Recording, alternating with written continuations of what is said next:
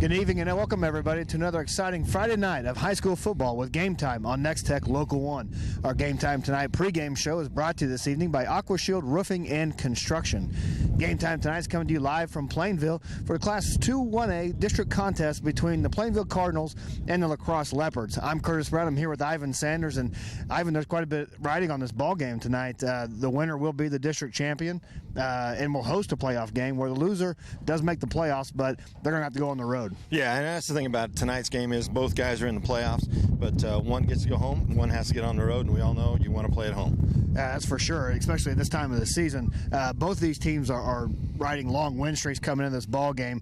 Plainville started 0-3 against some tough competition in the Mid-Continent League, but they've reeled off 5 in a row. LaCrosse started 0-2, but they've won 6 straight. Right. Plainville won this game last year 46-16 on their way to a state runner-up finish, and LaCrosse went on to make the quarterfinals in the playoffs. And so, Ivan, with both teams playing their best ball of the season right now, it's not impossible for these two teams to make deep runs in the playoffs. Oh, no, and that's the thing about tonight's game is I think it's going to go down to the fourth quarter, that kind of thing, but it is a cold night again, and it's kind of breezy, so I think weather will be a factor. And you talk offensively, Plainville, they operate out of their spread formation. They average 28 points per game, but during their 5-game win streak, they're averaging 41 points per game, and they do most of their damage on the ground, averaging 226 yards per game, rushing, and just 104 yards in the air. Their sophomore quarterback, Jordan Finnessy, leads the team with 948 yards rushing and 10 touchdowns. He's thrown for 790 yards and another 8 touchdowns. And they've tried a couple running backs. They've kind of settled on their sophomore, Jared Casey. They've kind of moved him from the line back to the running back position. He scored 5 touchdowns from that position. Chase Selmer leads the team in receiving with 292 yards and 4 touchdowns. And it just seems that they've kind of found their rhythm, though, offensively. Right. Well, I think they made some changes. We saw them early in their year against Norton. They played with no running back. So, and I think, talking to Coach Stevenson, they made some changes. Now he has a running back. So I think we'll see a whole different thing tonight. And LaCrosse, kind of an opposite spectrum. They run out of the I formation. Sure. They average 32 points per game, and during their win streak, their 6-game win streak, they put up 39 points per game. And they're similar as far as their tendencies. They want to run the ball 210 yards per game on the ground, just 96 in the air. They've got a balanced rushing attack. Their senior running back, Zach Brown, leads the team. He's got 573 yards, 11 touchdowns. Their fullback, Christian Supps, he's added 500 yards and 6 touchdowns. And their quarterback, sophomore Hunter Morgan's chipped in 300 yards and 6 touchdowns. Morgan's also thrown for 858 yards and 10 touchdowns, and with just 2 interceptions. And he's completing about 60% of his passes. They're led in receiving by their senior wide receiver, Brett Herman. He's had 28 catches, 527 yards, and 6 touchdowns. And so with that amount of balance on offense, it's going to be difficult for Plainville to key on one single player to slow them down tonight. I think it's going to be gang tackling tonight, and it's going to be defensive line, see if they can control it or not. I think for LaCrosse, though, they've got some tradition that goes down there dating back to Cornelison when he was there, and then he left and came to Hayes, and Mr. Coach Webster stepped in. A lot of tradition, great program. So I think tonight, though, it's going to be key for what Plainville can do on defense if they can read and react. Yeah. So and defensively, you talk about it, Plainville, they kind of run a hybrid defense. Right. Sometimes they're in a 4-3, sometimes that's a 5-2. Kind of a float thing. He calls it a float. So you'll see guys moving around playing zone. Right. So. And last year, their defense was a catalyst to make that deep run in the playoffs. And this year, they're giving up 15 points per game, but you take away those first 3 losses, they're only giving up 5 points per game. Sure. They're led in tackles by their senior linebacker, Noah Hansen. He's got 58 on the year. Senior defensive tackle, Jaron Rathbun, he's got 55. Their two playmaker linebackers, Jared Casey and Hayden Gillum, they've combined for 98 tackles and 16 for a loss, and they've created 16 turnovers on the year. And so with that strength of the Cardinal defense right up the middle, it should be a good matchup with LaCrosse's run game. Oh, yeah. I think tonight's going to be a great game, and I do believe it's going to be one of those fourth quarter games, and weather's going to play a part, but it's going to be a mistake, turnover, that kind of thing is how this game's going to go. And defensively, when you look at LaCrosse, they run a 4-3 scheme.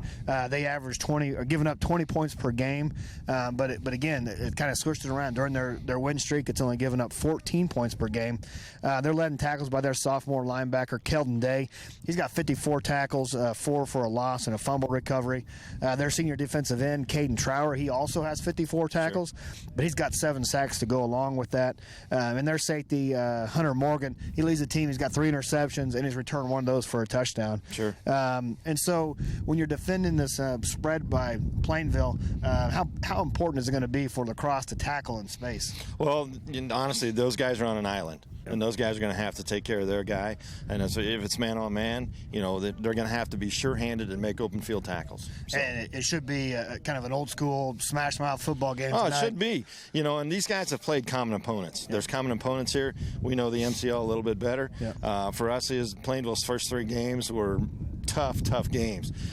So I think tonight is going to be a barn burner. And we've seen last night where the weather kind of impacted some of the snaps. And so turnovers, I imagine, are going to be important. Definitely. That ball's hard and cold. It's breezy standing out here on the track right now. But it's going to be a cold but a great football night. And when you talk turnovers, LaCrosse is plus 12 in the turnover margin. They've only turned it over 4 times.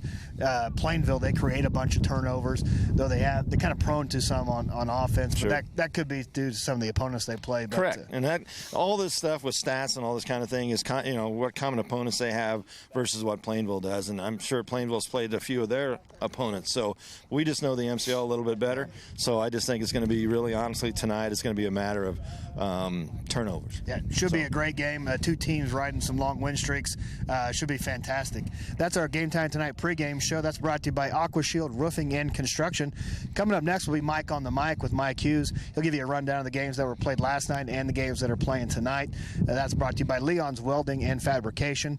After that, we'll bring you the scouting report for tonight's ball game, brought to you by the Norton County Hospital. So stay tuned. You're watching Game Time on Nex-Tech Local 1.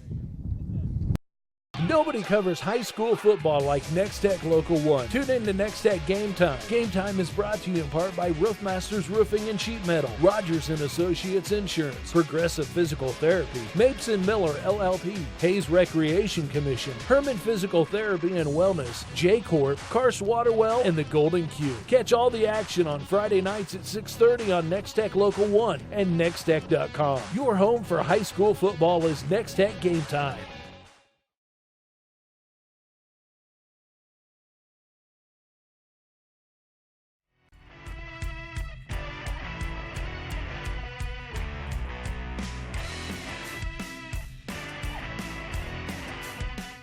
Well, good evening, everyone, and welcome to this week's edition of Mike on the Mic. I'm Mike Hughes. We're doing double duty. We're going to come at you both tonight, Thursday night, and Friday night. So, hey, enjoy it. Mike on the Mic both nights, and we'll have 2 different games for you here, Thursday and Friday. Of course, this week, state volleyball and state cross country taking place this weekend. A lot of the schools not having school on Friday. So there is a handful of games on Friday night, most of the games being played tonight. Let's take a look at the matchups, because a lot of the games up in the air as far as who's going to go on to the playoffs. Tonight's contest features Phillipsburg at Russell. Phillipsburg blanked Norton Big last week, 56-0. Russell lost to TMP by a score 46-6. Quinter is open. They end their season 0-8. They lost to St.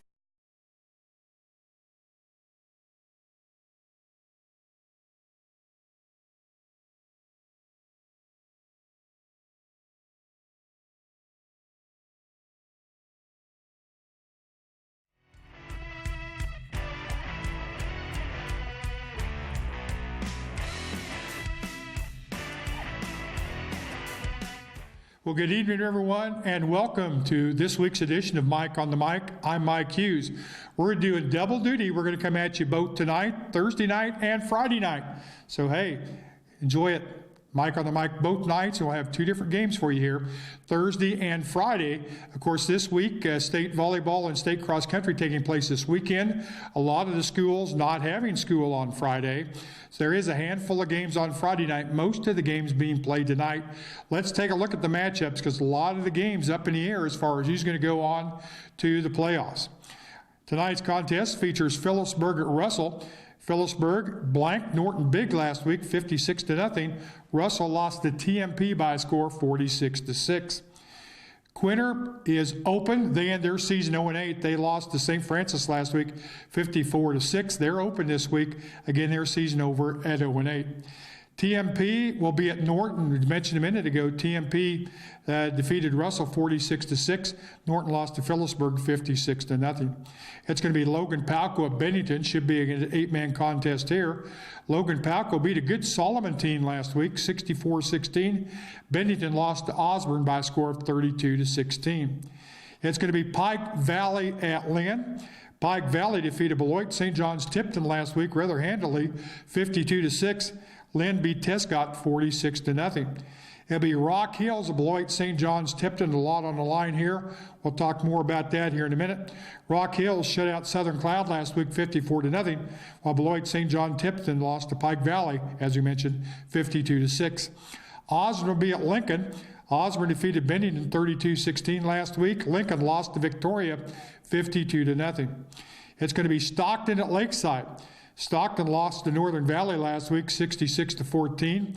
Lakeside defeated Wilson by a score of 66-20. It's going to be Hill City at Rawlins County. Hill City lost to Hoxie last week, 52-6. Rawlins County defeated Trigo, shut them out 46-0. It's going to be Victoria at Solomon. Victoria defeated Lincoln last week, 52-0. Solomon lost to Logan Palco, 64-16. Thunder Ridge at Northern Valley, that's you're going to see here Thursday night here on Nex-Tech Local 1, your game of the week. Thunder Ridge lost to Sylvan Lucas last week, 44-8. Northern Valley defeated Stockton, 66-14. It's going to be Trigo at St. Francis. Now, Trigo lost to Rawlins County last week, 46-0. St. Francis defeating Quinter by a score of 54-6. And it's going to be Smith Center at El Saline. Smith Center defeated Republic County last week, 70-0. El Saline beat Sacred Heart, come from behind, scored with 2 minutes to win. 2 minutes to go in the game to win 28-21. They're going to have a tough time. Smith Center has outscored their first two district opponents 148-0. And then a couple of area games on Friday night. Wamego at Hayes. Now that's going to be a big contest. Wamego lost to McPherson last week 47-0. Hayes beat Abilene, shut them out 36-0. And then LaCrosse at Plainville, that's your game of the week Friday night here on Nex-Tech Local 1. LaCrosse at Plainville. LaCrosse beat Oakley last week 43-23. Plainville defeated Ellis 47-14. Again, those two games taking place on Friday night. Now let's take a look at district contest. First off in 4A1, District 8. McPherson, they've clinched the championship at 2-0. The winner of the Hayes-Wamego game Friday night, both teams 1-1. The winner will advance, be the runner-up in that district. Abilene is already out. They're 0-2. In 3A District 14, Phillipsburg has clinched it. They're 2-0. Norton and TMP match up tonight. The winner of that game will be the runner-up. Loser will be out. Russell already out at 0-2. Norton TMP should be a pretty good matchup. In 1A, District 6, Smith Center and El Saline battle it out tonight. Both 2-0. Sacred Heart, Republic County, they're both out at 0-2. The winner of the Smith Center El Saline game will be the district champion. Loser will be the runner-up. El Saline's had to come from behind their last two games against Republic County and Sacred Heart. They cannot afford to get behind to Smith Center. And in 1A District 7, same scenario there. Plainville and LaCrosse, both 2-0. Ellis and Oakley already eliminated. They're both 0-2. Winner of that contest between Plainville and LaCrosse Friday night will be the district champion. The loser will be the runner-up. We move to 8-man 1 District 4. Osborne, 4-0. They're the champions, but still looking for a runner-up. Now, Victoria is 3-1. Logan Palco 2-2. They've already been eliminated. Solomon 2-2. And then Bennington 1-3. Lincoln 0-4. They're both out. So Victoria or Solomon, one of those will be the runner-up. In 8-man 1 District 8, that's still all up in the air. Hoxie, St. Francis, Rawlins County, all 4-1. Hoxie in the driver's seat. Hill City, 3-2. Decatur Community is already out. They're 2-3. Trigo eliminated. They're 1-4, as is Quinter, 0-6 in district play. Now in 8-man 2 District 4, the champion is Pike Valley. They're 4-0. The winner of Rock Hills, Beloit, St. John's, Tipton Thursday night, they're both 3-1. The winner of that will be the runner-up. Already eliminated, Lynn, they're 2-2 in district play. Southern Cloud and Tesket, both 0-4. And in 8-man 2 District 5, this has already been wrapped up. Northern Valley, your champions, they are 4-0. Silva Lucas will be the runner-up. They're 3-1. Eliminated and out, playing for Pride this weekend. Thunder Ridge, Lakeside, both 2-2 district play. Stockton 1-3, and Wilson 0-4. Now looking at rankings, Phillipsburg still number 2 in 3A. Conway Springs moving up, they're number 3. We'll talk more about that next week. In 2-1A, Smith Center still ranked number 1. El Salinas fallen out of the top 5. In 8-man 1, Osborne ranked 3rd, St. Francis 4th, Hoxie 5th. And in 8-man 2, Pike Valley remains number 2 behind Hanover. 6-man action, it's already complete. Golden Plains finished their season 5-2. Natoma 1-6. Natoma had to forfeit a couple of those games. That's a couple of the losses. 6-man has not yet been sanctioned by Kansas State High School Activities Association, something I think they're going to have to look at in the very near future as more teams are going to 6-man. I think there was 8 this season. And how about the Fort Hays State Tigers, folks? Big win over Missouri Western on the road, 38-10 last Saturday. First time they have been 8-0 in the program's history. They'll be at home. Check it out. Head out to Lewis Field this Saturday, 2 o'clock, as they host the Emporia State Hornets. They can use their support. They've moved up in the rankings. They're up to number 7 this week in the rankings. Now we're going to take a minute to talk about state volleyball, state cross country. That taking place this weekend, and some area teams involved in that. First off, congratulations to the TMP Lady Monarchs, Smith Center Lady Redmen, and Northern Valley Lady Huskies. They are all headed to state. TMP is the number 1 seed in the 3A tournament with a 38-2 record. Beloit is the number 5 seed there. Smith Center, the number 4 seed with a record of 33-8. Both TMP and Smith Center, the 3A and 2A, both being played in Emporia, while Hayes will host 1A1 and 1A2. In 1A2, Sylvan Lucas, the number 2 seed, Rawlins County, number 6. And in 1A2, Northern Valley, they're the number 2 seed at 28-8. Number 3, Beloit St. John's, Tipton. Now, if you're not familiar with state volleyball, they have 4 teams. They have 2 pools of 4. The top 2 teams out of each pool on Friday advance to Saturday. The winner of Pool 1 plays a runner-up in Pool 2. Vice versa, the winner of Pool 2 plays a runner-up in Pool 1. And the winners of those 2 matches play for the state championship. The remaining 2 teams will play for 3rd. So good luck to those teams. The Lady TMP Monarchs, the Lady Smith Center Redmen, and the Lady Northern Valley Huskies. Now, cross country, 5 area teams have advanced to state. First off, TMP, boy, what a weekend they had. They're not only heading to volleyball state, they're heading to state cross country as well, as the girls team finished first at the Ellsworth Regional. In 2A girls, it was Trigo finishing second. In 3A boys, Norton finishes first to advance. In 1A girls, Lakeside was first, and in 2A boys, Trigo finished third. So TMP will be at Ellsworth. That's where their state competition will be held. Norton will head to Ellsworth as well for the 3A boys.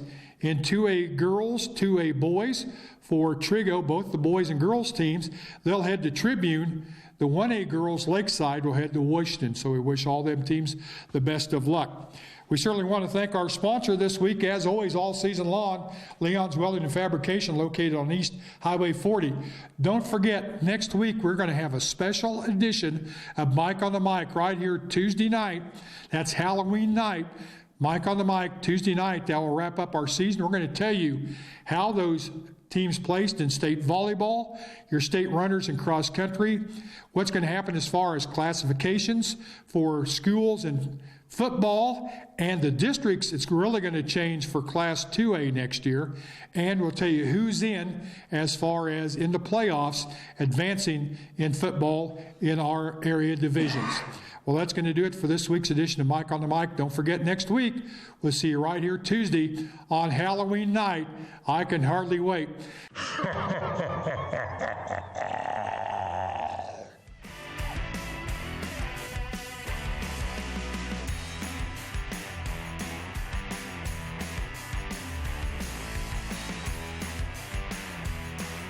Welcome, everyone, to Game Time on Nex-Tech Local 1, where we're coming to you live from Plainville tonight for the Class 2A District 7 contest between the Plainville Cardinals and the LaCrosse Leopards. Up next on our Game Time Tonight pregame show will be the scouting report for tonight's ball game. That's brought to you by the Norton County Hospital.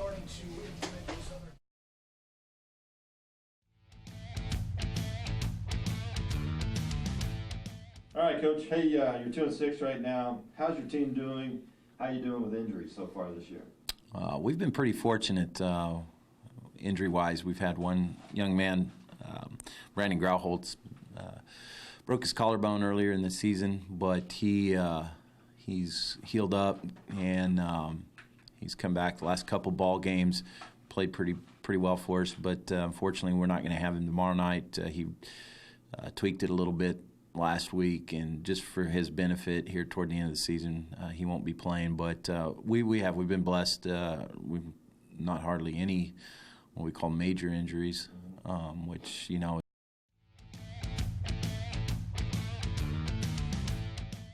Coach, you're 5-3 right now. You won your last 5 games. After that tough schedule start, how's your team doing, and how's your injuries holding up? Injury-wise, besides just some bumps and bruises, we're doing okay. But as far as our team, I feel like we're starting to gel and find our chemistry at the right time. So hopefully we can continue to build on these last 5 games and head in the right direction. All right. Okay, you beat Ellis last week, 43-14. What's your thoughts on that game, and how'd your team perform? We still had some ups and downs during that game. We showed some signs of where we need to be, and then we made our fair share of mistakes too that we need to get better at. So hopefully we can build off of those good points and good plays, parts of the game that we did well in, and go from there. Okay. All right, so you've got LaCrosse this week. They're 6-2, coming off a win over Oakley. It sounds like this game is the winner gets a home game for the playoffs. What's your thoughts on them, and what have you seen on film? LaCrosse has always got athletes. They've got some kids that are fast, and they're strong up front, and they've got a lot of guys that they put on the line. They'll go 7 down on the line and then do a lot of misdirection stuff. So it'll be a challenge for us. But guys have had a pretty good week of practice, and we're still just hoping for the best come Friday night. All right, last one. Keys to a Cardinal win on Friday night. We're going to have to block well on the line on offense, and then we're going to have to play some solid defense because of all that misdirection that they do. And they play hard. They'll play hard from the beginning to the end. We can't have any let-ups or have any mistakes or penalties against us, because those are the big game changers that'll hurt us in the long run. So hopefully we can just put together a solid game, offensive, defensively, and special teams. All right, thanks, Coach. Yep.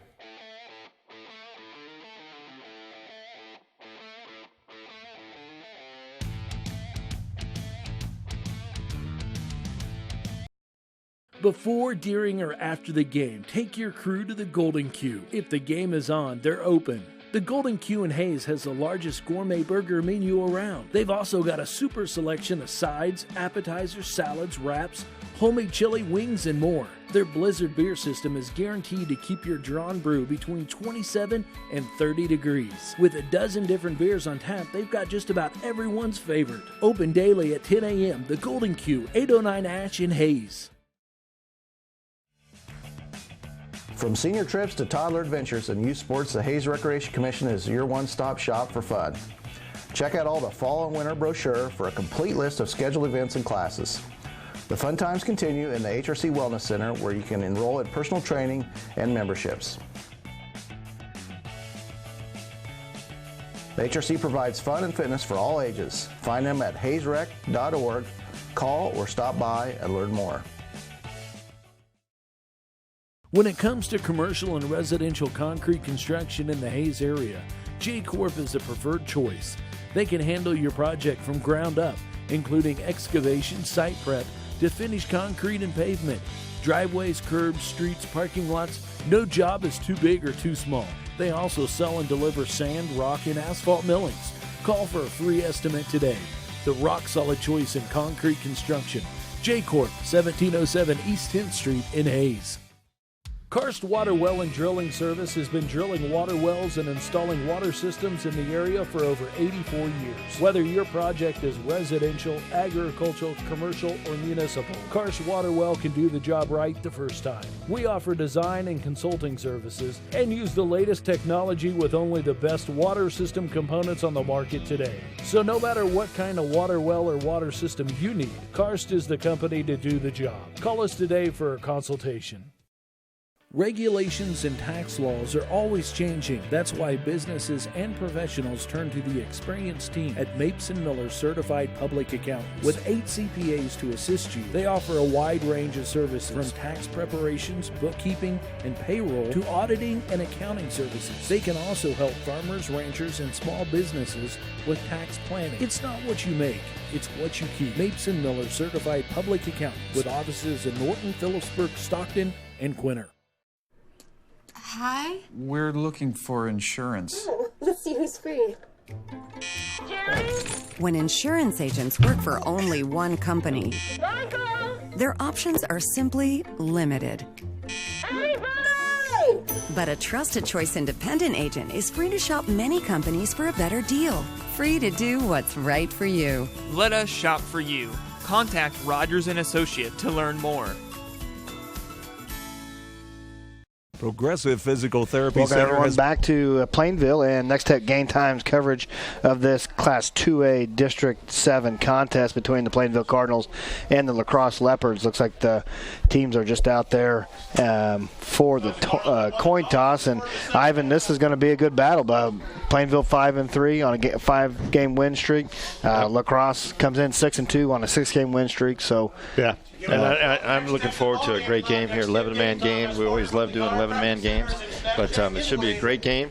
The weather's cold. It's football weather. It is. Everyone's got coats and boots caps on and getting ready for kickoff. Yeah, settle in. It's going to be an old-school, hard-nosed football game tonight. Both teams going to like to keep it on the run, keep it on the ground for sure.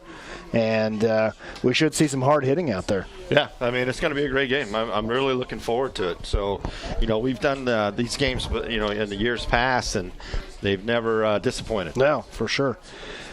Tanner Copeland, the kicker for the Cardinals, set the tee up. He averages 50 yards per kickoff.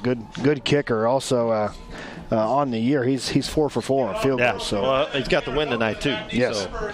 There is a little bit of a north wind, and not as bad as last night. But it is blowing. Yeah, last night when Hooks were in Almena, it was a little cold, a little windy. But back deep is Hunter Morgan, and it looks like he took a knee there. Yeah. Number 5, Brett Herman, went down to the knee to get that kick and going to be back at the 10-yard line. Well, it got a little lower than he thought it was going to be, and kind of died and had his knee on the ground. So. Yeah, so first and 10 for LaCrosse at the 10-yard line. Coming out, their starting quarterback, Hunter Morgan, the sophomore. Tailback is Zach Brown, and their fullback, Christian Supps.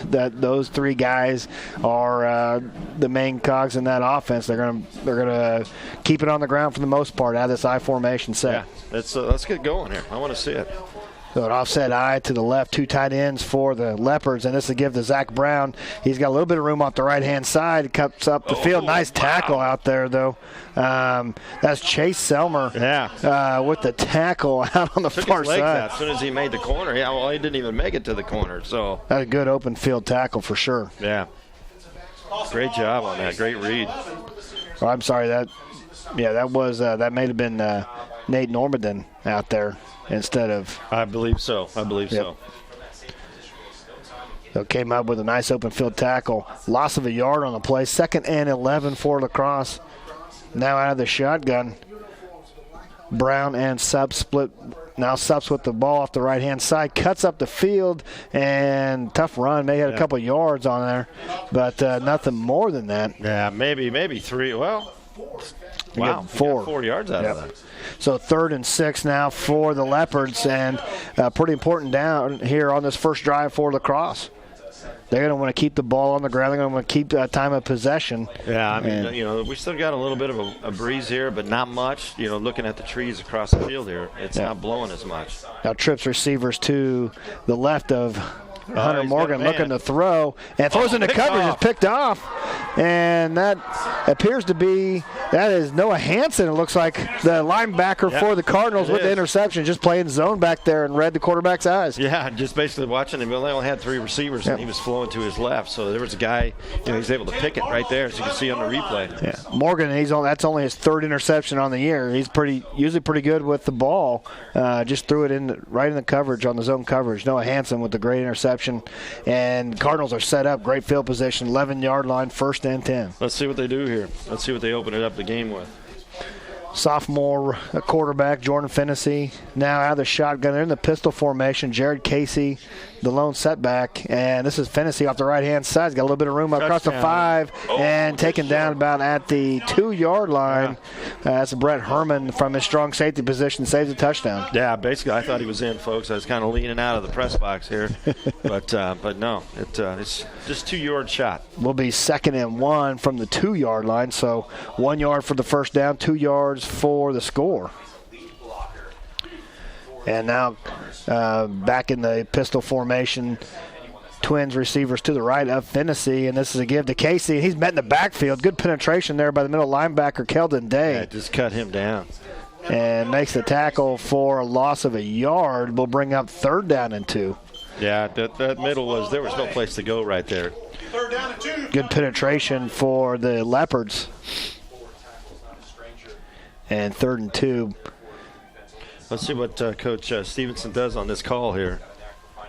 We come back in that pistol formation. 2 receivers to Fennessy's right, 1 to his left. Casey, the lone setback.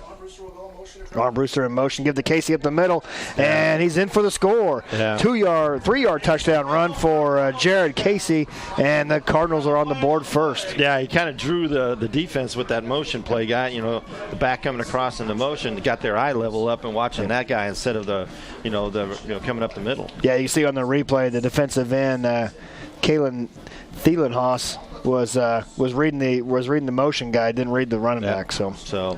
Great play call down on the goal line. Results in a touchdown for the Cardinals. 6-0 now. Copeland with this extra point, looking to add another point to the total for the Cardinals. Taking advantage of that early interception. Short field. 21-24 on extra points, and Copeland's kick is up, and it's going to be good. So the Cardinals take advantage of the first interception or first turnover of the ball game. Coach Stevenson out there, he's pretty excited watching that. Really, honestly, we have got 9:48 left in the first, and they've already scored. Then they kicked off. Yeah. So they were. There was a little concern that maybe they're going to start a little slow tonight, but that interception and that touchdown. You and I were both talking to Chris Streets, athletic director, and talking to some other people here early, and they, seem to think that Coach Becker, that they're hoping for a fast start instead of a slow start. So now we'll see how LaCrosse responds.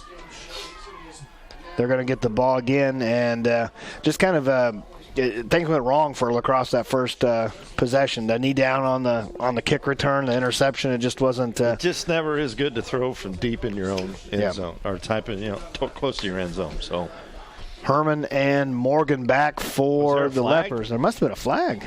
I didn't see anything, but. Extracurricular stuff. Personal foul on the touchdown run. Oh, personal foul. Personal foul. It looks like there was on the touchdown run, so the kickoff will be at the 45. How'd you miss that? You'll eagle eye you. Well, I know. Kind of relying on you. Well, I can't carry it all the time. So.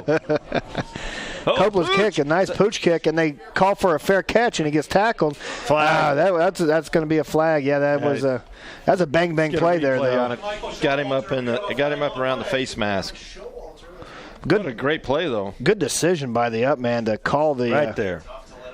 To call the fair catch. That was a great decision. I mean, that's something that's hard to teach, but he's not used to catching the ball. No. So. But the fair catch signal allows you some room then to make that catch. Sure. And I think that's what the call is going to be, is that it was kick interference then. Great job on you picking that up. That was a great call. I didn't see that either. So. And that's going to add on to this. Leopard's going to be in some good field position for sure. Well, maybe. We'll see what happens. You want to re-kick, or do you want to do it over again, or do you want to? I would think Whitehat out there's talking to Coach Webster. If it is the kick interference, I mean, I would think you would. Well, right now it's basically, I would think it's either a 15-yarder. That's what I was thinking, or they re-kick. I don't know if they want to re-kick. It might get the ball around the 40. Look where the flag is. Right. But if you re-kick, they're going to bring it back to where it normally kicks off. Yeah. Pick your poison. So a lot of discussion over there. Webster, the LaCrosse coach, he's waving his hands up and down. I don't know if he's happy with the explanation he's getting. Okay. And they're going to bring in somebody else now to. Well, got to get the rule book out here. Yeah, I don't. It's. I tell you what, the fair catch signal was really, really close to whenever he got tackled. So that might be some of the discussion. It was a clear fair catch signal, but I didn't see it. But I don't know what. It'd be tough. Foul against the Cardinals. Yeah, they're going to call it around the 40. Yeah, the ball has to be around the 40-yard line. That's a tough play when you're on the kick coverage team. Sure. And it's just a bang play.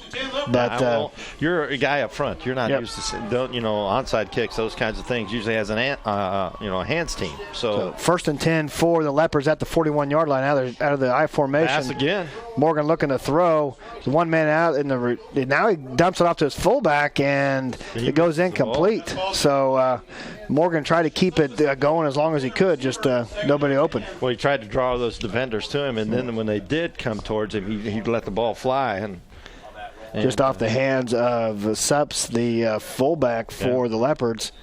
So second down now and 10 for LaCrosse. Just trying to find some rhythm on offense. Find a groove, get something moving, some continuity.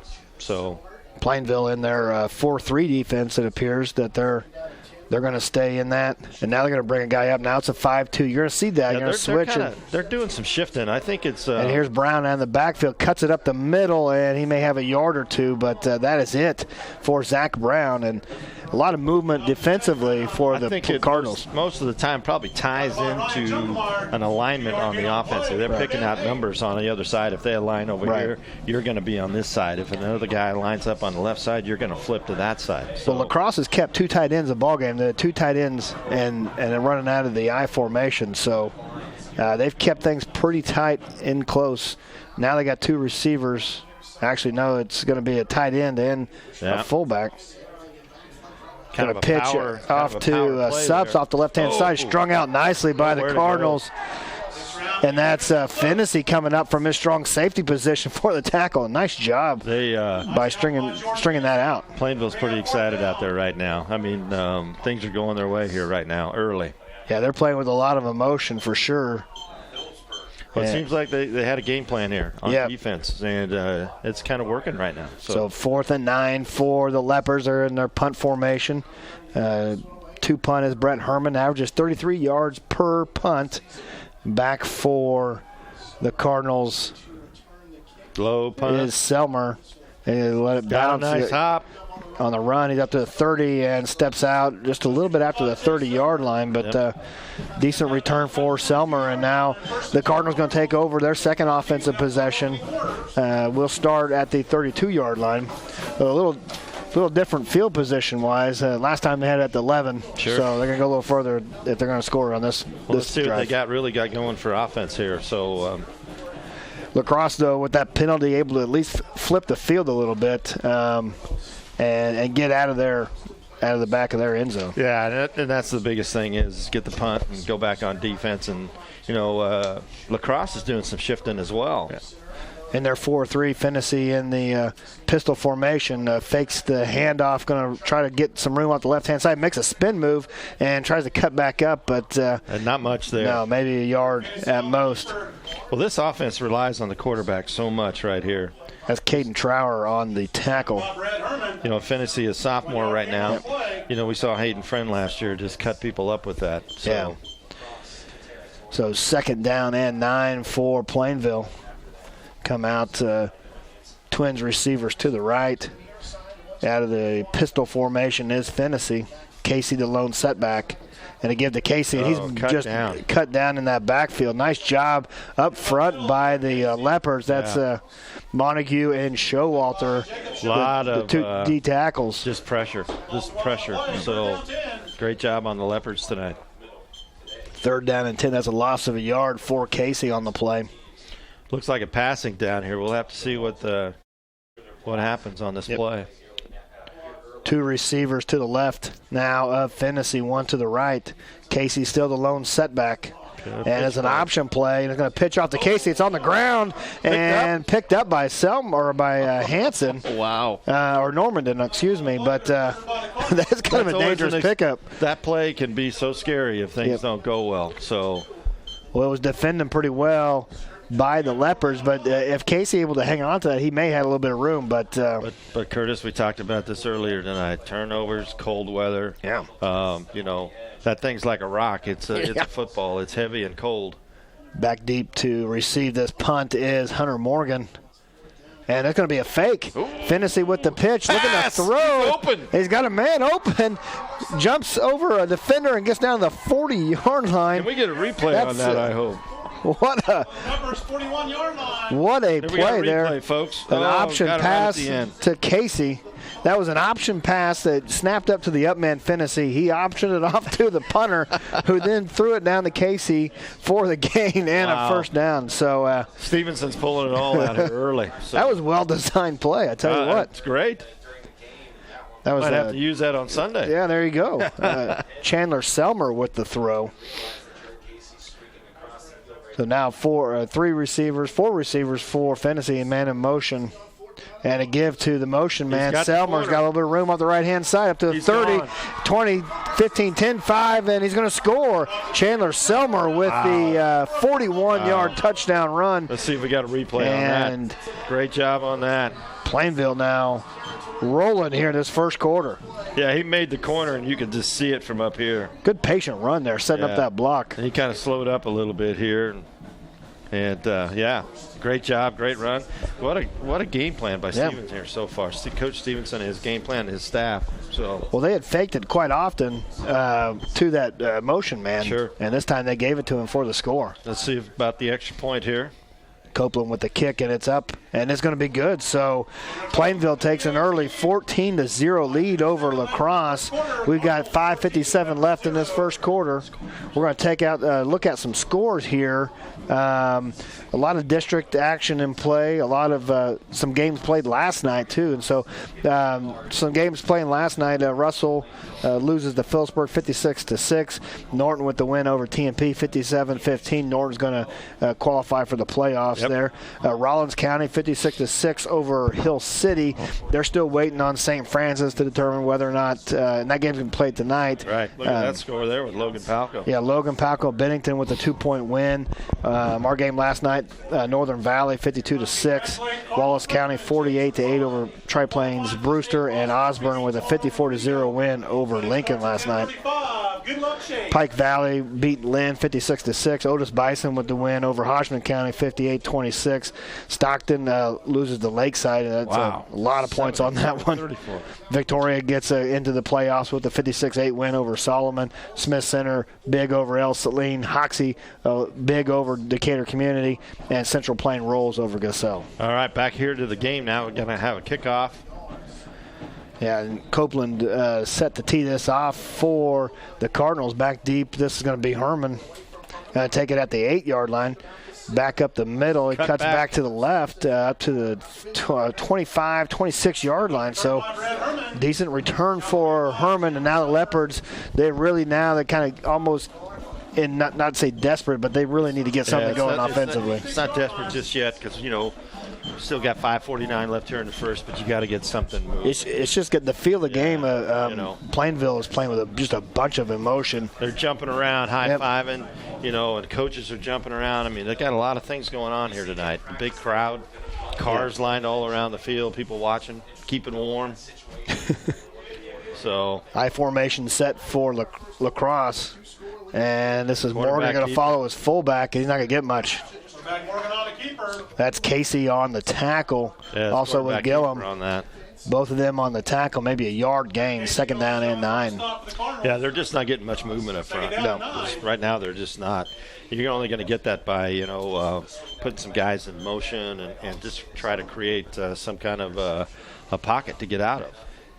Yeah, they've got to move some of those linebackers away from the line of scrimmage, and just not able to do that. And that come in a kind of an offset wishbone, and this is a give to Brown off the left side, and he's met right there by Noah Hansen. Wow. Hansen stayed home and made that tackle, maybe give Brown a yard. Right here, folks.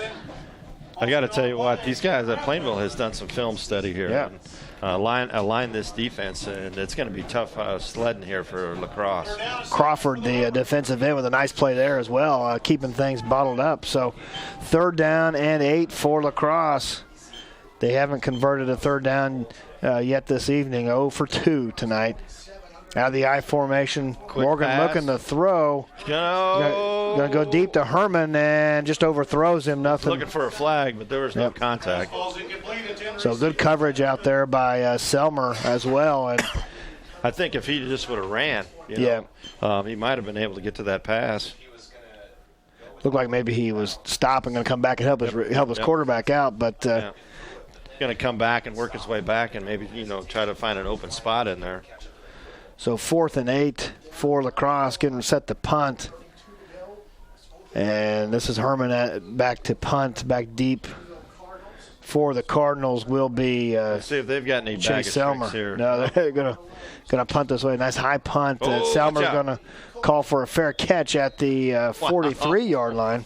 71, Caden Trower. 6'2", 218 pounds. Yeah. Senior was trucking down the line there. I thought he was going to clean him out if he wouldn't have fair caught that ball.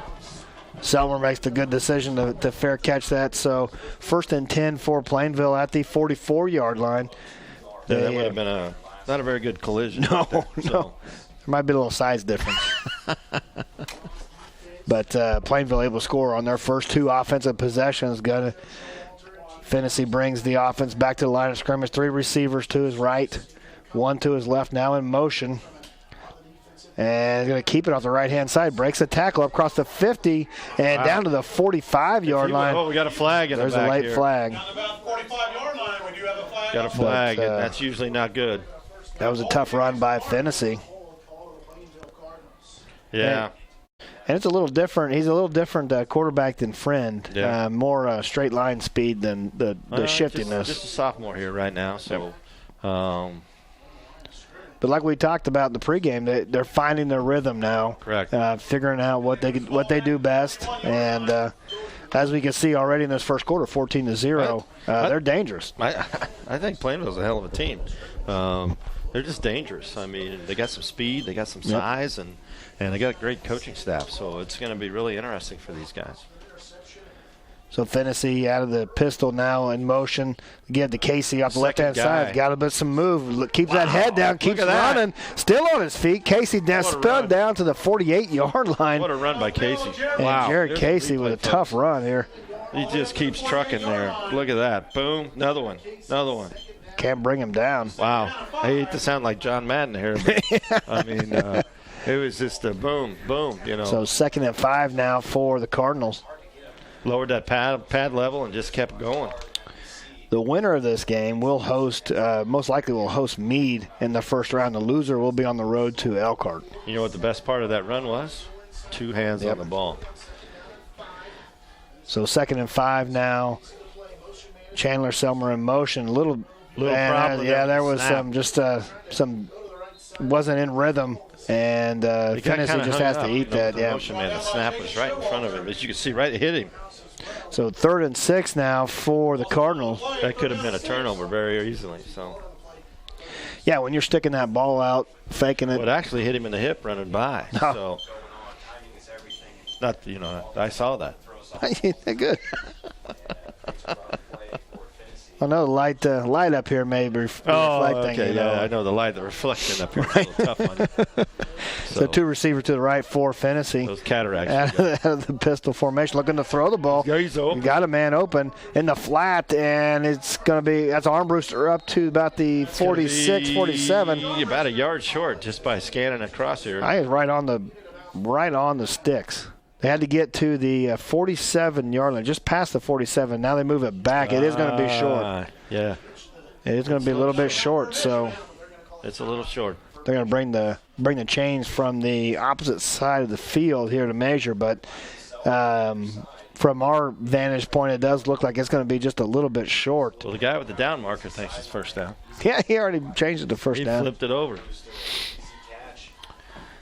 Well, he may know something we don't know. We'll see here. Not that I'm saying anything. And they're going to pull those chains. A little short. What? They're going to mark first down for LaCrosse. That wasn't first down. I think now he doesn't. I don't know. The Whitehead got a little confused there. Just a little short. Fourth down. He pointed first down each direction, but I think it's fourth down. Just short, but I think fourth down, and we're still going south. So I think there's a little confusion out there, but fourth down and a couple inches, and Plainville already converted on a fake punt for a first down. Let's see if they go under center here and just bang it. No. Going to stay in that pistol formation. Twin receivers to Fennessy's right.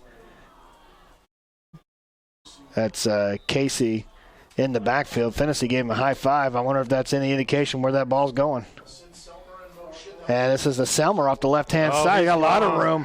And Chandler Selmer's going to cruise in for the score. That's a 47-yard touchdown run by we got a replay. Chandler Selmer. 18 got cleaned out over here. Wow, right there. Open up that lane.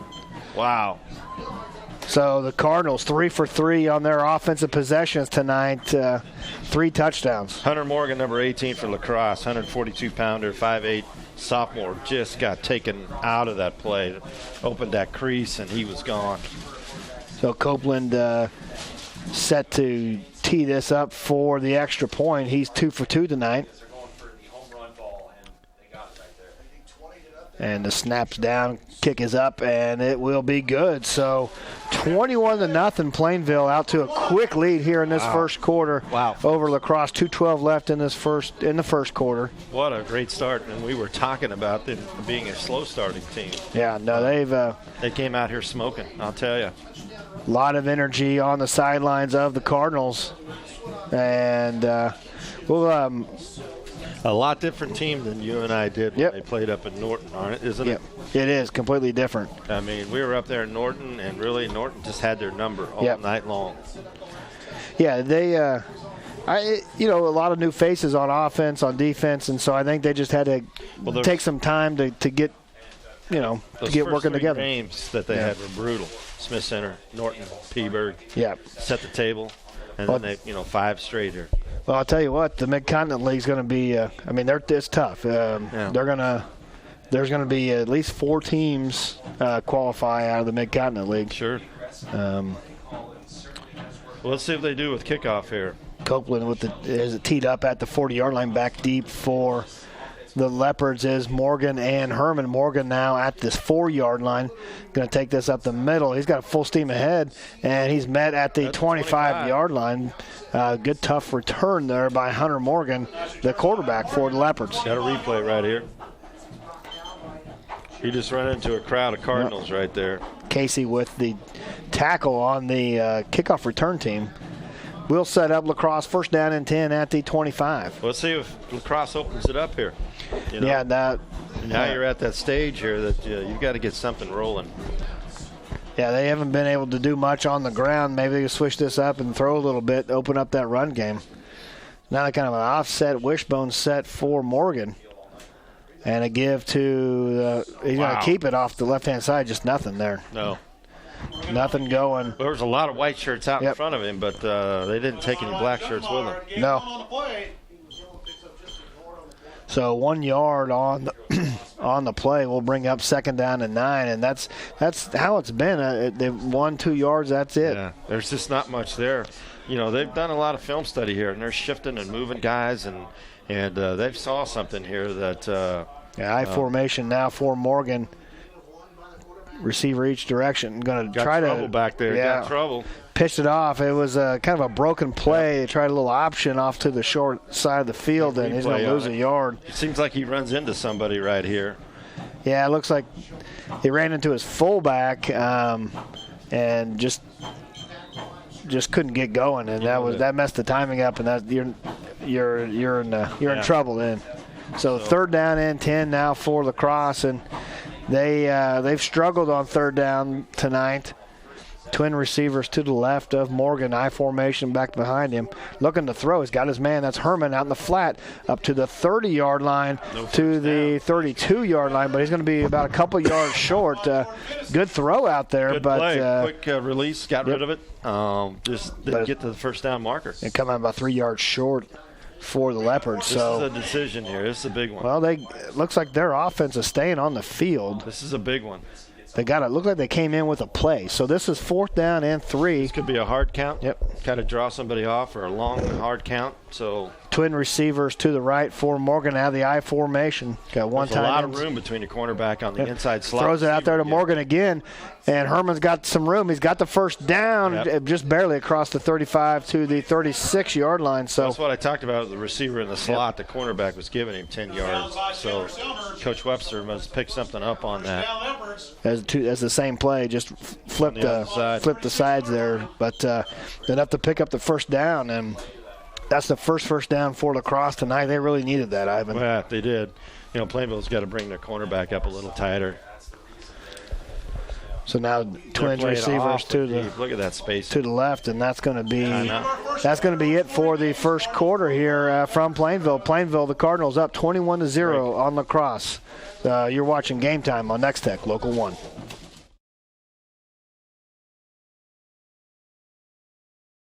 Progressive Physical Therapy Center has been an integral part of the Hayes community since 2007. Tim Marcus, physical therapist, has led the Hayes physical therapy team ever since the business opened. The Progressive staff offers expert care in a friendly environment. You no longer need a physician's referral when seeking services provided by a physical therapist. Call Progressive Physical Therapy. Their licensed therapists provide personalized patient care and treatments. Progressive Physical Therapy, 2209 Canterbury in Hayes. Tri-Central Office Supply, Stall Products, and the Animal Hospital are proud of the hard work and dedication of all the Plainville High School students and athletes. They hope this school year is the best ever. Best of wishes for a successful season from Wilkins Manufacturing, Rife Welding and Construction, and Steel Fabrications, backing the Plainville Cardinals all season long.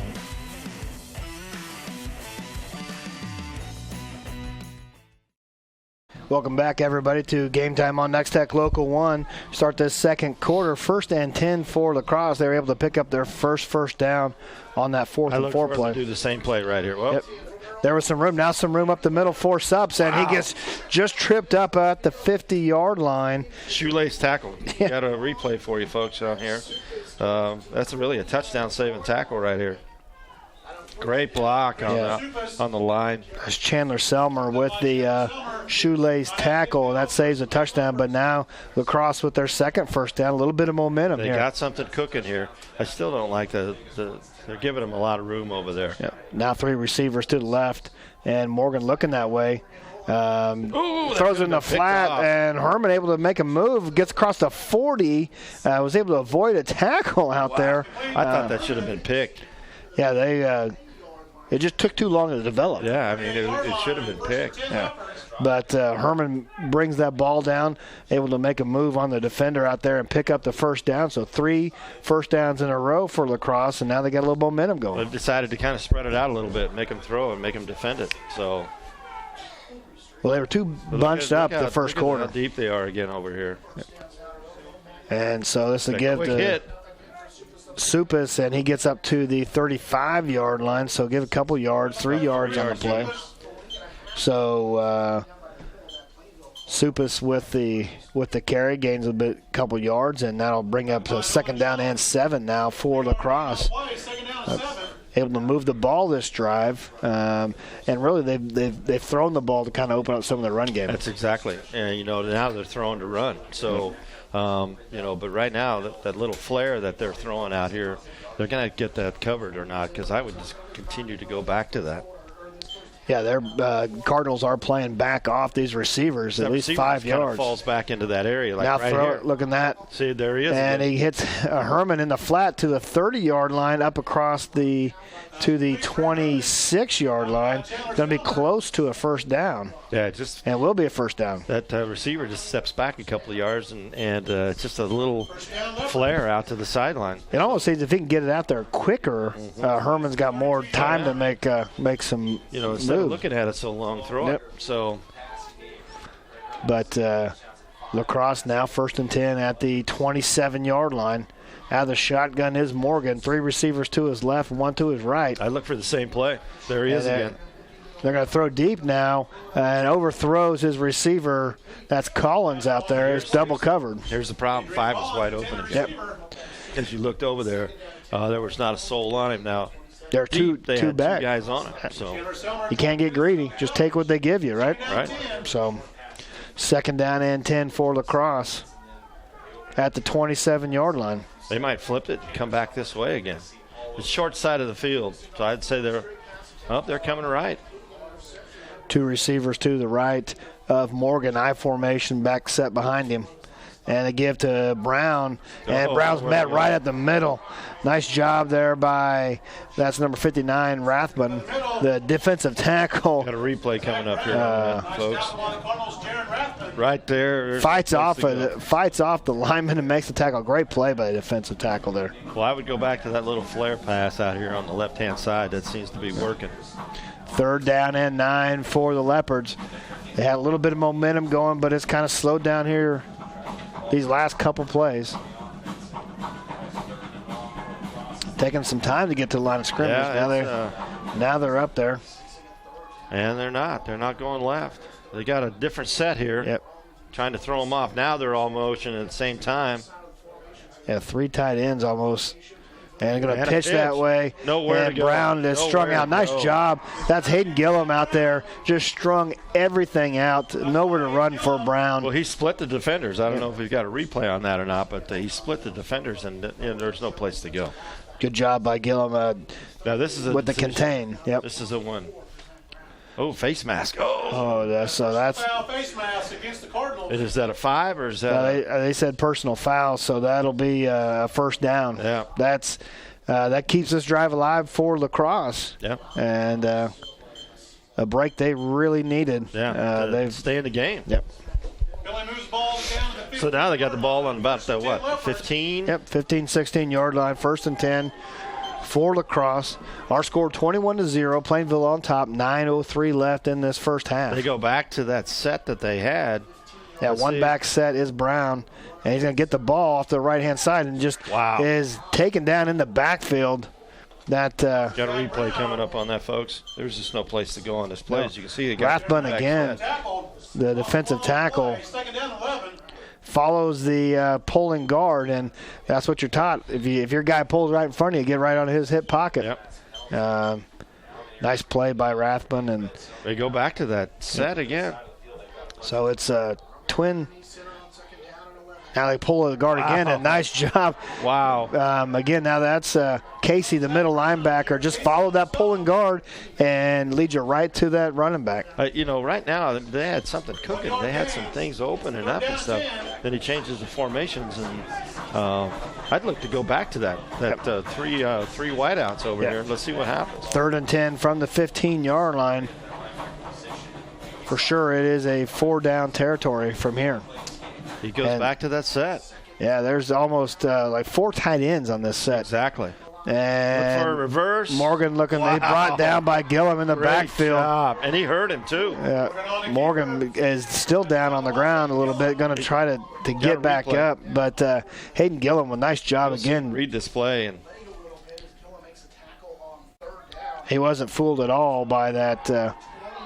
By the fake reverse there. That's basically what it is. That's what you call it. So that formation really hasn't done anything for LaCrosse. So 4th down, and it looks like about 16, 17 yards. Going for broke with that 3-back set, and I would make sure I'd be in the guy on the middle. 3 receivers to the left of Morgan out of the shotgun looking to throw, and he's going to throw across the middle. He's got his man, Herman, at the 4-yard line. Nice pitch and catch by LaCrosse. That will be a first down. Nice job by Hunter Morgan. He looks left and, and finds his receiver, Brett Herman, across the middle for the first down. So 1st and goal for LaCrosse at the 4-yard line. They keep their drive alive. Mm-hmm. Great pass. He looked off the receiver to the left and came back to the middle. So now two-back set. This is Supas, the fullback, and he gets maybe a yard. That's Rathbun again on the tackle. Well, I got to tell you, they're throwing some different formations out here, trying to, to get Plainville to change their eye level a little bit. Yeah. So no gain on the play, 2nd down and goal from the 4-yard line for LaCrosse. 21-0, our score, 6:26 left in this first half. Plainville's come out here with a lot of emotion. So, now we got timeout for LaCrosse, and we'll take it with them. You're watching Game Time on Nex-Tech, Local 1.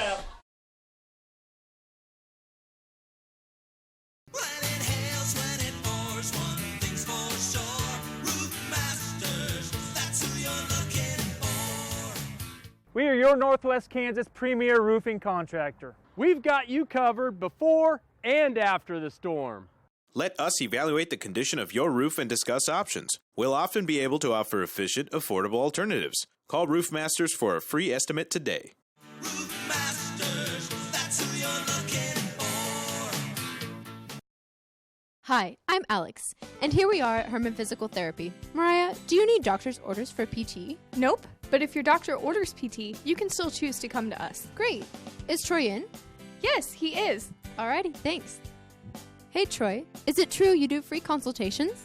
You betcha. Why did you choose Herman PT? He makes it fun. Would you refer a friend here? I already have. Well, there you have it. Herman Physical Therapy and Wellness. Good for the body, good for the soul. Welcome back to Game Time on Nex-Tech Local 1. LaCrosse with a second and goal from the 4-yard line. Going to bring in 3 backs. It's kind of an offset wishbone for Morgan. Going to give to Supas, the fullback, and the ball's on the ground. And the Cardinals got it. Has it. Jared Casey on the fumble recovery. We got a replay, and folks. We got a replay. Plainville's going to take possession of this ball. He reached in and just pulled it out. Chandler Selmer looks like comes in and strips that ball away. Casey able to recover it, and so a huge turnover. Wow. Second turnover on the night for the LaCrosse Leopards. That's a dagger there, man. That was they got him turned to where he thought he was backing in, and he came in and basically just ripped that ball out. So LaCrosse, with their first time they were making any progress offensively, then they turned the ball over. Well, so Plainville's got to get out of the end zone. First and down at the 3-yard line for Fennessy and the Cardinals. He's out of the pistol formation.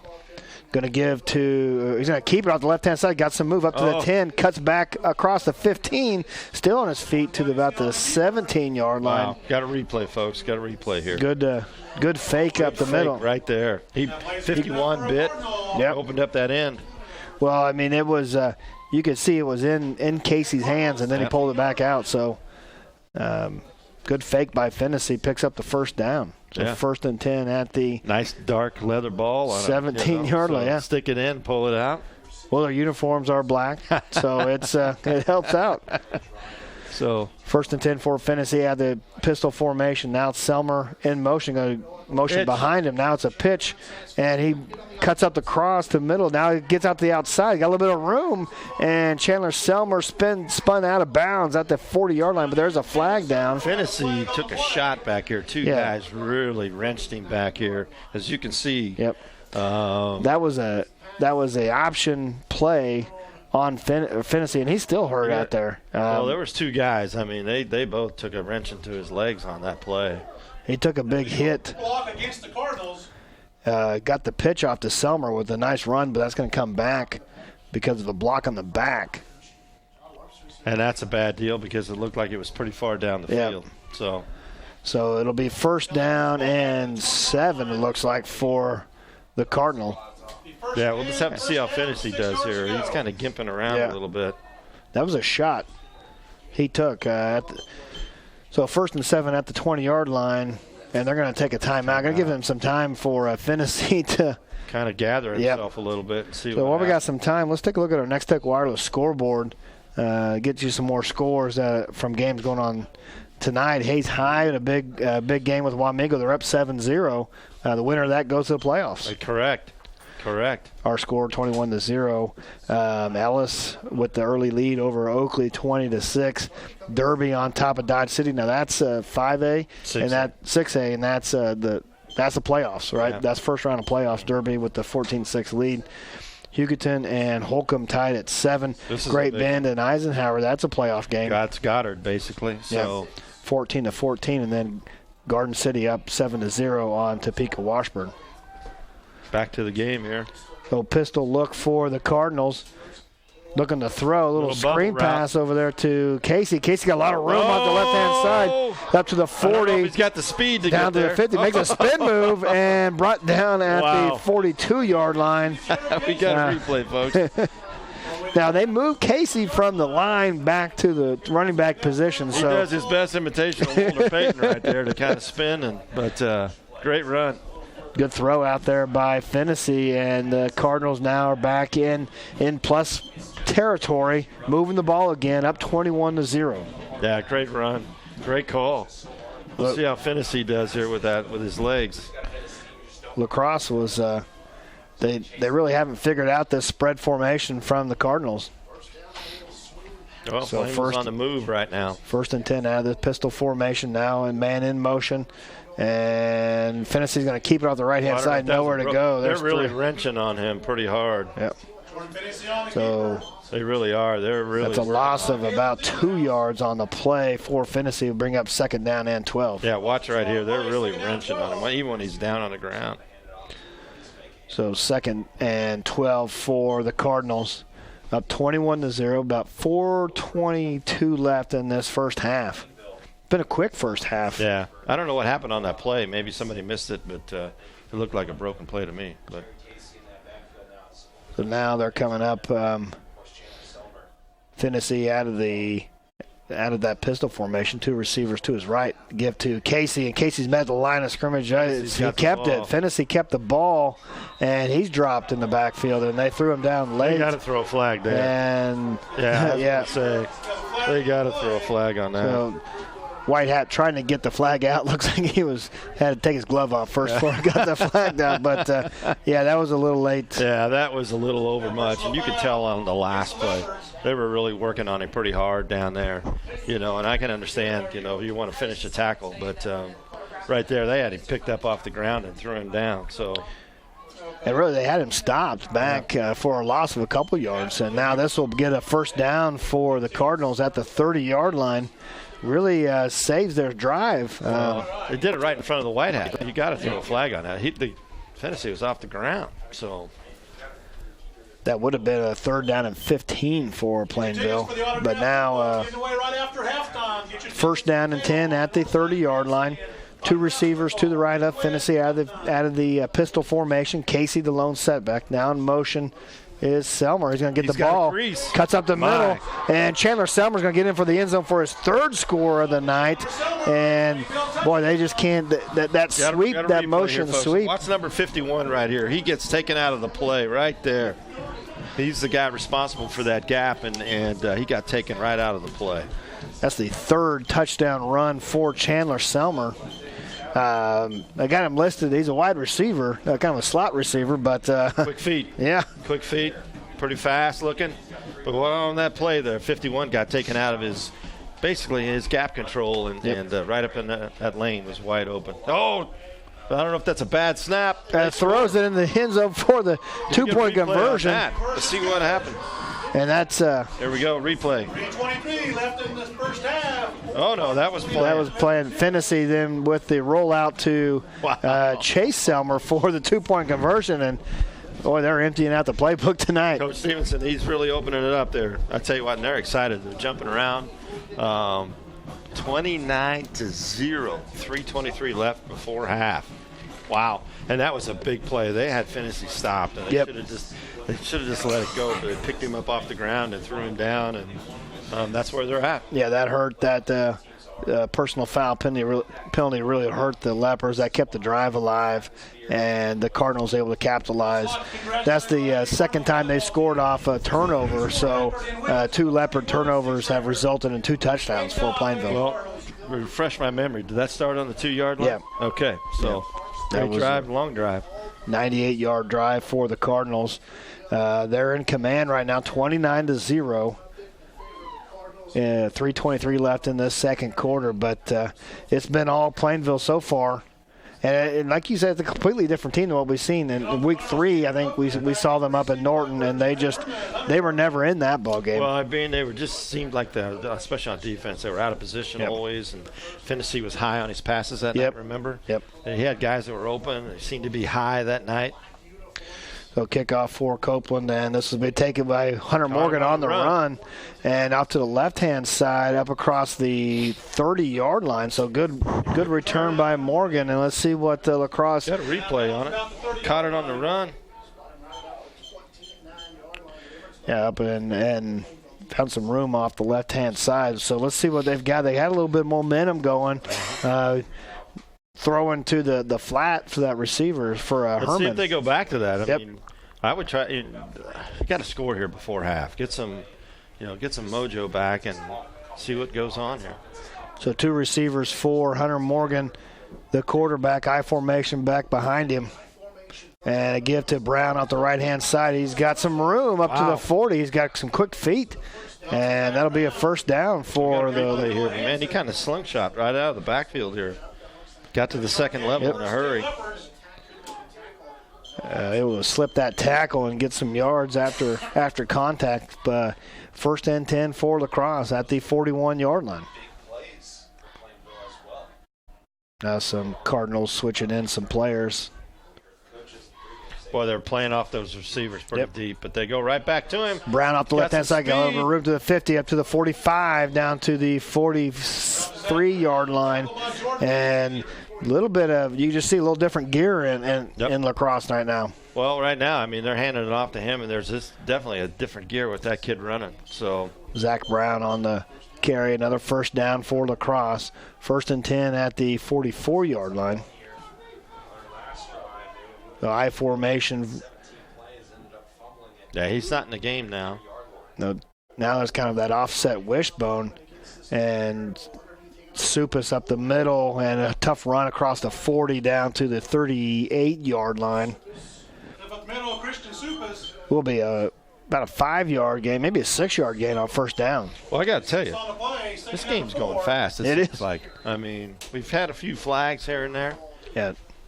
Now a timeout will be called. Regroup a little bit. By Plainville. Yeah, they're getting gashed a little bit. Got to regroup and maybe So, change up the defense a little bit. We'll take it with them. Stay tuned. You're watching Game Time on Nex-Tech Local 1.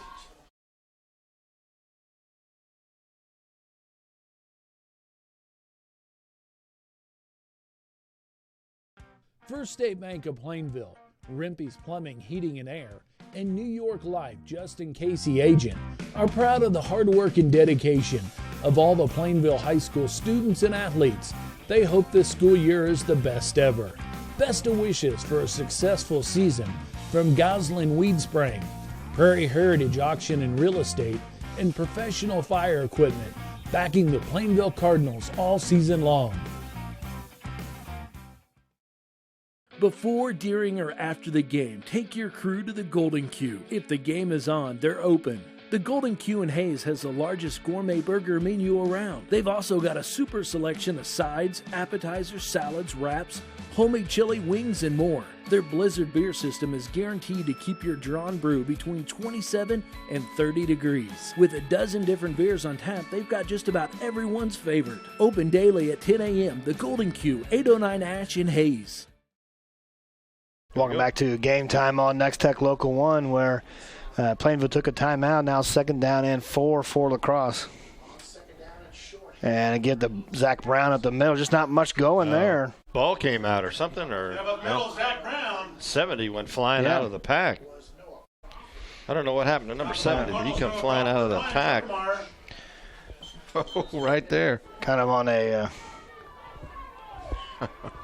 wow. So 3rd down and 3 now for LaCrosse at the 37-yard line. Gonna have 2 receivers to the right of Hunter Morgan. I formation set behind him.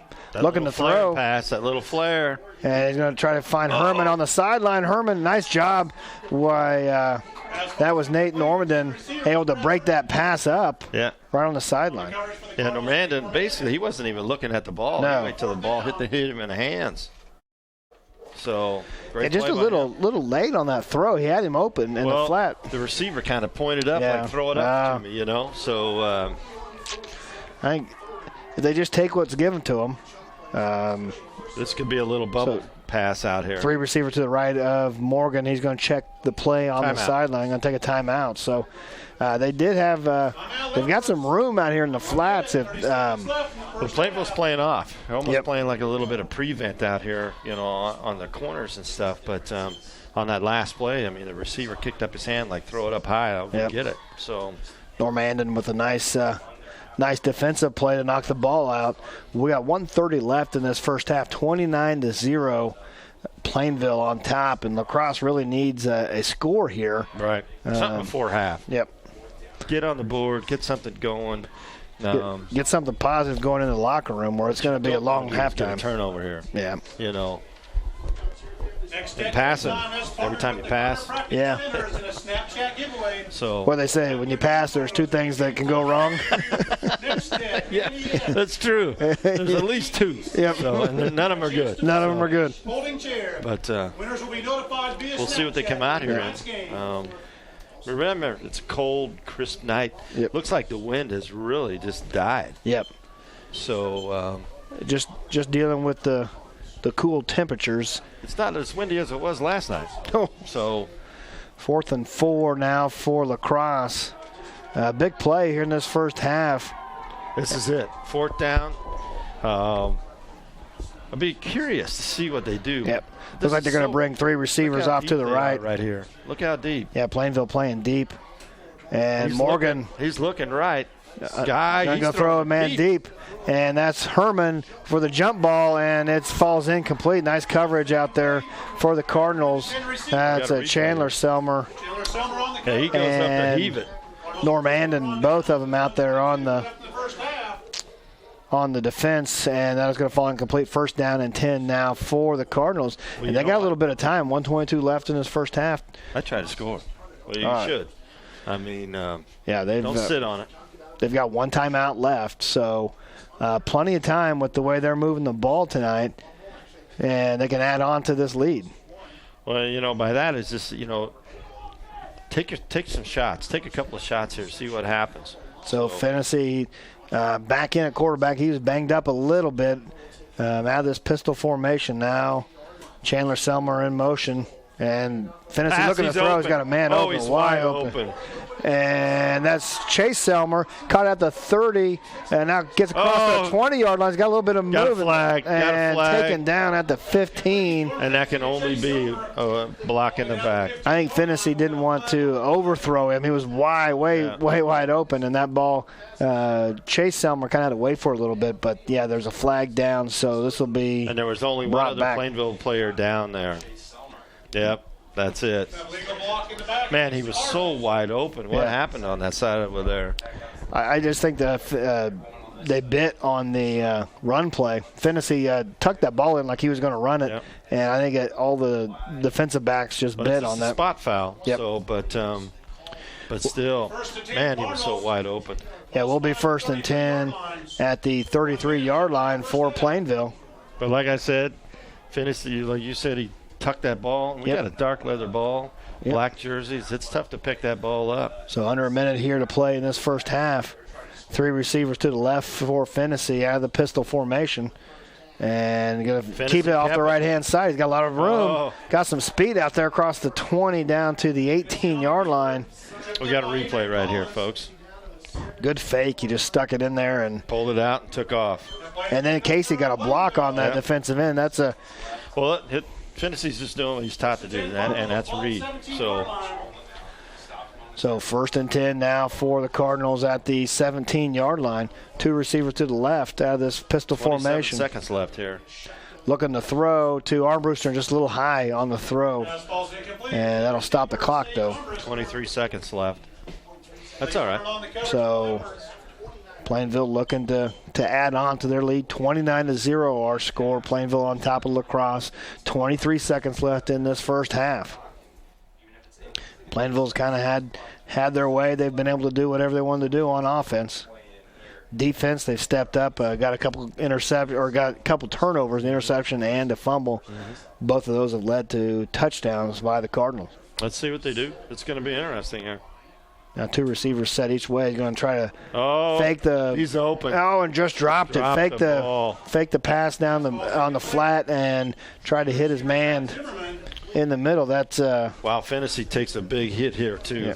As soon as he cuts loose that ball, 71, Caden Trower just put it on him again. And Zach Zimmerman unable to hang on to that ball in the middle. Falls incomplete, so 3rd down and 10 at the 17-yard line. It looks like Plainville's going to take a timeout. And they're kind of in a situation here, 19 seconds left. They're going to have to throw it probably. Because if you're in the play, in the field of play, the time's going to it'll get tick down in a hurry. Yeah. But if they don't get it here on 3rd down, watch for a field goal attempt. The thing is their receivers have been open. I mean, they're biting on that hard fake, and so. Yeah, well, they've Plainville's had some success running the zone read and hitting that receiver on the motion. The Chandler Selmers ran for 3 touchdowns already, so they've had success there. So, yeah, the Leopards are biting on all that. Fennessy just needs to – he threw a pretty hard ball, and it is cold out there. So Zimmerman able to come down with it. But sure. But look to throw it in. Let's see what Coach Stevenson draws up here. I mean, it's you almost have to throw it here, just because of time. But looks like they're going to have twin receivers to the left of Fennessy. Casey, the lone setback out of that pistol formation. All right, they finally set the ball. 3rd down and 10 for the Cardinals. Now Selmer in motion. Fake to him, looking to throw. Receiver kind of stumbled. Heave it. Fennessy throw it in the corner of the end zone. And Chase Selmer with a touchdown grab. Went up and high pointed that ball right in the corner of the end zone. He slipped a little bit before Fennessy threw that. Yeah, we don't got much of it. And he just went up and out-jumped the defender out there. Basically pulled it over the top of him. That's Blake Herman out there on the coverage, but Selmer able to out-jump him and grab the ball for the touchdown. Yeah, Fennessy just put a heave into it into the corner of the end zone. So 10 seconds left. High snap. Kick. Got it down, got it up. And it's no good off to the left-hand side. So our score will. A high snap. We got a replay. You can see it's a high snap. Fennessy did everything he did to get it down, but the kick went left. So our score 35-0. Plainville up big on LaCrosse. 10 seconds left. We'll see what. I didn't expect this. I really did. Yeah, both teams came in, both teams hot, winning 5 and 6 in a row. But Plainville has come out with just a bunch of emotion. They're the ones that have really kind of taken LaCrosse to the woodshed here right now. So 10 seconds left, and LaCrosse just nothing. Whenever they've had something going offensively, they've turned the ball over. So. Just hadn't been a good night so far. So Tanner Copeland going to set this up to kick for the Cardinals. I said earlier Santa Claus was in the crowd. Yeah, I see that. He is down there. I don't think he's put on his winter weight yet.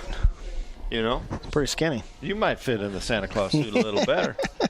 That big hamburger you ate earlier today, so. At the 40-yard line, Copeland teed this ball up. Back deep is Collins and Morgan. Or it looks like Collins and Herman, excuse me. Little pooch.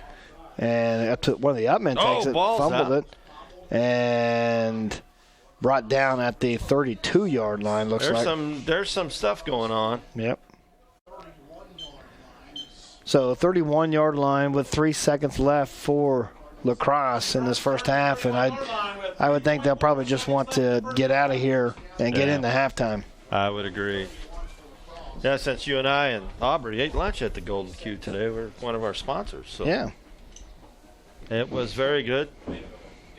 Aubrey, I thought she was going to eat her basket. You know, she was eating so fast and stuff. So, right, Aubrey? Right. Plainville will get the ball in the second half too, and so it just continues. Yeah. It looks like LaCrosse has got a play for him here. 3 seconds left. 3 receivers to the right of Hunter Morgan. If you throw it up.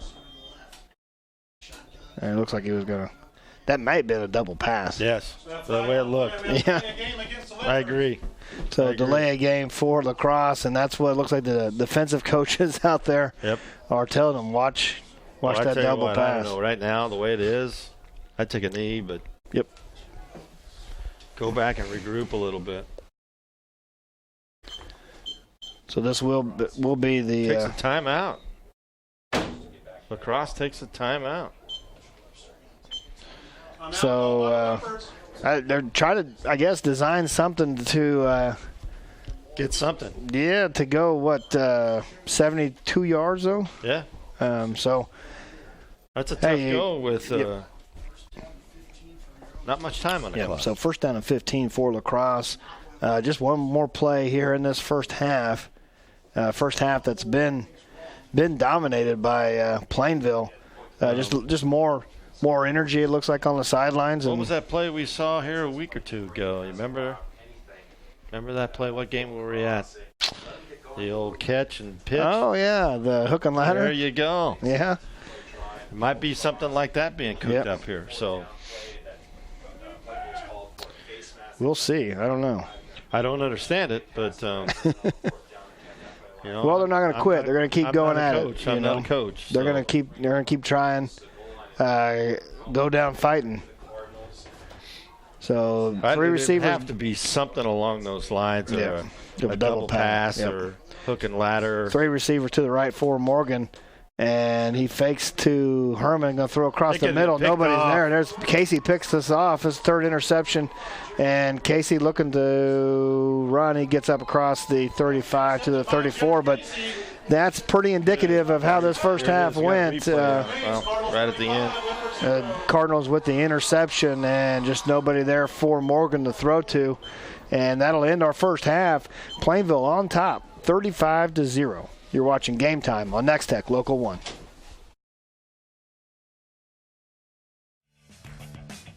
From senior trips to toddler adventures and youth sports, the Hayes Recreation Commission is your one-stop shop for fun.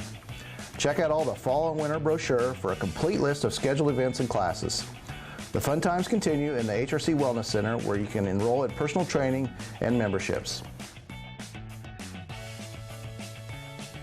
The HRC provides fun and fitness for all ages. Find them at hayesrec.org. Call or stop by and learn more. Tri-Central Office Supply, Stall Products, and the Animal Hospital are proud of the hard work and dedication of all the Plainville High School students and athletes. They hope this school year is the best ever. Best of wishes for a successful season from Wilkins Manufacturing, Rife Welding and Construction, and Steel Fabrications, backing the Plainville Cardinals all season long.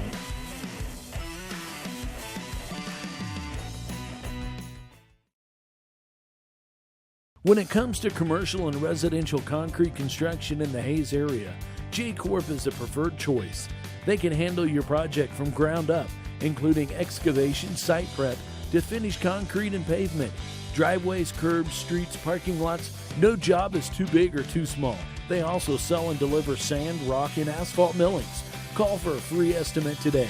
The rock-solid choice in concrete construction. J-Corp, 1707 East 10th Street in Hayes. Karst Water Well and Drilling Service has been drilling water wells and installing water systems in the area for over 84 years. Whether your project is residential, agricultural, commercial, or municipal, Karst Water Well can do the job right the first time. We offer design and consulting services and use the latest technology with only the best water system components on the market today. So no matter what kind of water well or water system you need, Karst is the company to do the job. Call us today for a consultation. Regulations and tax laws are always changing. That's why businesses and professionals turn to the experienced team at Mapes & Miller Certified Public Accountants. With 8 CPAs to assist you, they offer a wide range of services from tax preparations, bookkeeping, and payroll to auditing and accounting services. They can also help farmers, ranchers, and small businesses with tax planning. It's not what you make, it's what you keep. Mapes & Miller Certified Public Accountants with offices in Norton, Phillipsburg, Stockton, and Quinter. Hi. We're looking for insurance. Let's see who's free. Jerry? When insurance agents work for only one company, Michael! their options are simply limited. Everybody! But a trusted choice independent agent is free to shop many companies for a better deal. Free to do what's right for you. Let us shop for you. Contact Rogers & Associate to learn more.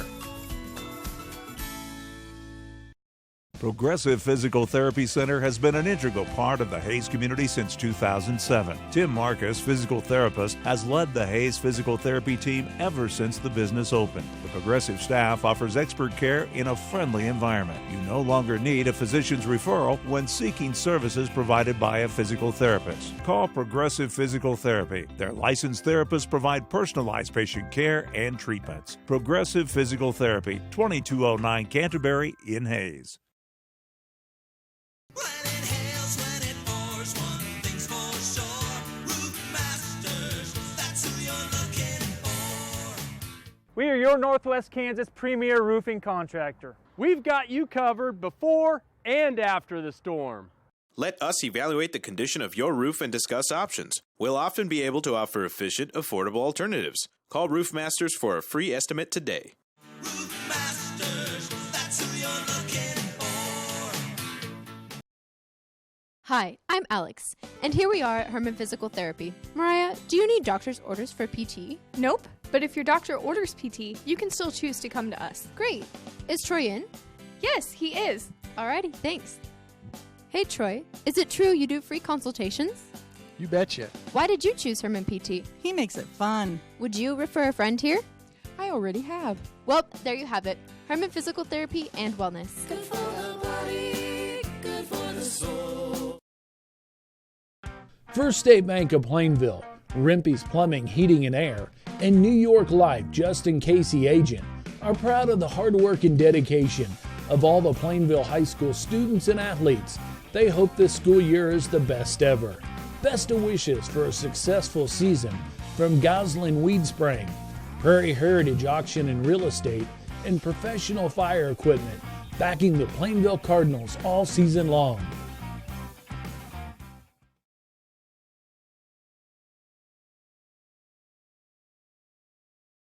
Before, during, or after the game, take your crew to the Golden Q. If the game is on, they're open. The Golden Q in Hayes has the largest gourmet burger menu around. They've also got a super selection of sides, appetizers, salads, wraps, homemade chili, wings, and more. Their Blizzard beer system is guaranteed to keep your drawn brew between 27 and 30 degrees. With a dozen different beers on tap, they've got just about everyone's favorite. Open daily at 10 a.m. The Golden Q, 809 Ash in Hayes. From senior trips to toddler adventures and youth sports, the Hayes Recreation Commission is your one-stop shop for fun. Check out all the fall and winter brochure for a complete list of scheduled events and classes. The fun times continue in the HRC Wellness Center, where you can enroll in personal training and memberships. The HRC provides fun and fitness for all ages. Find them at hayesrec.org. Call or stop by and learn more. Welcome back to Game Time on Nex-Tech Local 1, where you're watching the game of the week featuring the Plainville Cardinals and the LaCrosse Leopards. We're at halftime here from Plainville. Our score 35-0. Plainville on top of LaCrosse, and that first half, Ivan, was dominated by Plainville. You know, Curtis, I think it's caught us both off guard here, how this game has went tonight, and we expected a lot tighter thing, but Plainville came out. Remember how we talked to Chris Streese and even Coach Stevenson, and they're a slow-starting team. Tonight they came out on fire and taking advantage of some leaky defense. Yep. So, yeah, Chandler Selmers ran for 3 touchdowns this first half.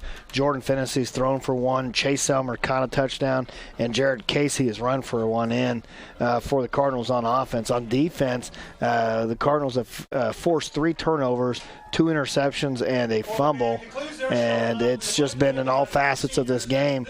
Plainville has been in control. Yeah, I mean, every facet, turnover ratio, and really honestly taking that ball from the 2-yard line and scoring. Right now, I mean, it's just right now for LaCrosse coming back out here, it's a little bit to save face here, a little bit to show that, hey, we belong on the same field with you guys. So.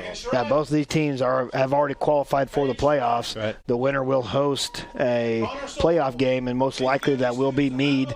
The loser's going to have to go on the road and face Elkhart. Right. Elkhart's 6-2 on the year, and that's never a good drive. No, that's close to nothing. You're close to the edge of the world there. Right. You can see the edge. Right. So that's just not a good drive. So for me, a home playoff game is the way to go. So well, let's check out our Nex-Tech Wireless scoreboard. Check out some of the scores that are going on from last night and from tonight. 6A, 5A started their playoffs. 4A is still, and 2A are still in district play. Right. Yeah, and tonight is a finishing up night. Time for playoffs start next week, Tuesday. Right. So it's just time to get going, and cold weather in November and football. Yep. So 8-man and Class 3A both will play on Tuesday. Right. And then the rest will play Friday. Right. So I don't know if we've got some scoreboards out there that we can take a look at and There we go. These are games played on Thursday. Phillipsburg with the win over Russell, 56-6. Norton victor over TMP, 57-15. Rollins County over Hill City, 56-6. Northern Valley and Thunder Ridge, we did that game, 52-6 win for Northern Valley. Bennington with a 2-point lead or 2-point win over Logan Palco, 34-32. Wallace County beats Tri-Plains Brewster 48-8, and Osborne finishes off Lincoln 54-0. Pike Valley with a 56-6 win over Lynn. Otis Bison wins the district with a victory over Hodgman County. Stockton goes down to Lakeside 74-34. Like to be the scorekeeper on that game. 108 points in a game. Victoria qualifies for the playoffs with a 56-8 win over Solomon. Smith Center blanks El Saline 57-0. Hoxie shuts out Decatur Community 50-0. And Central Plains with a shutout over Gazelle 54-0. Our games here tonight, Wamego and Hayes in a battle for 7-6 at halftime. That's in Hayes tonight. That's in Hayes. The winner of that will qualify for the playoffs. Right. Our score here, 35-0. Plainville on top of LaCrosse. Oakley and Ellis, that's a close game, 20-13. Ellis with the lead in the second quarter. Derby and Dodge City, that's in a 6A playoffs, 28-6. Derby with the lead. And Holcomb up big on Hugoton, 27-0 at halftime. Great Bend and Eisenhower tied at 14 at halftime. That's 5A playoff, 5A. First round of playoffs there. And Garden City with a 7-0 lead over Washburn Rural, and that's a 6A playoff game. So playoffs in 5A and 6A have already started this week, and so those are seeded East and West 1 through 16, and then. But for the rest, it's district play. That Wamego and Hayes game looks like that one's a close one. Well, Defensive that could battle. go down to the wire because honestly, there's nothing to. Everything should be on the field tonight in Hayes. Yeah. If, you want to get in the playoffs. I know Hayes last year went to Wamego with the same situation. Yep. And laid an egg. Yep. So. Last year Wamego won 30-13. Yeah, it just rolled over them. Tonight, 7-6. For the Indians to get in, they're going to have to play tonight. Yeah, they're looking to make the playoffs for the first time since 2012. So we'll keep updating you on the scores from tonight's ball game, and we'll bring you the second half kickoff when we come back. You're watching Game Time on Nex-Tech Local 1. Tri-Central Office Supply, Stall Products, and the Animal Hospital are proud of the hard work and dedication of all the Plainville High School students and athletes. They hope this school year is the best ever. Best of wishes for a successful season from Wilkins Manufacturing, Rife Welding and Construction, and Steel Fabrications, backing the Plainville Cardinals all season long.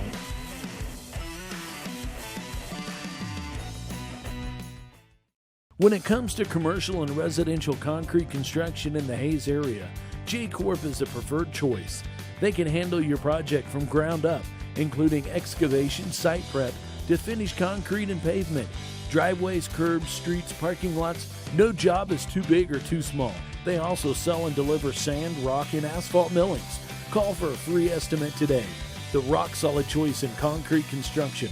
J-Corp, 1707 East 10th Street in Hayes.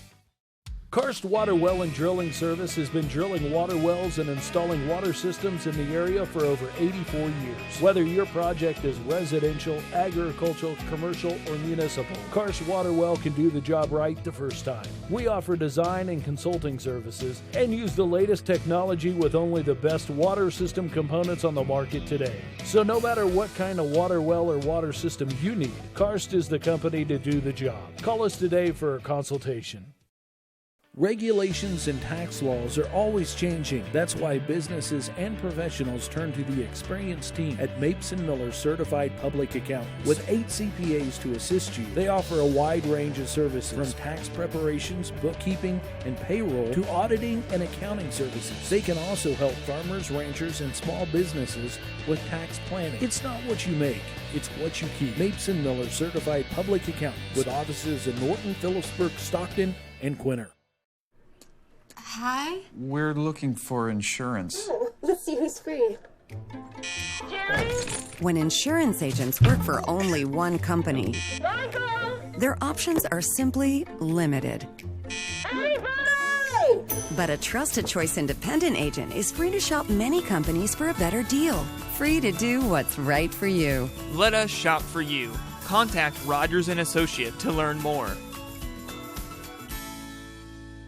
Progressive Physical Therapy Center has been an integral part of the Hayes community since 2007. Tim Marcus, physical therapist, has led the Hayes physical therapy team ever since the business opened. The Progressive staff offers expert care in a friendly environment. You no longer need a physician's referral when seeking services provided by a physical therapist. Call Progressive Physical Therapy. Their licensed therapists provide personalized patient care and treatments. Progressive Physical Therapy, 2209 Canterbury in Hayes.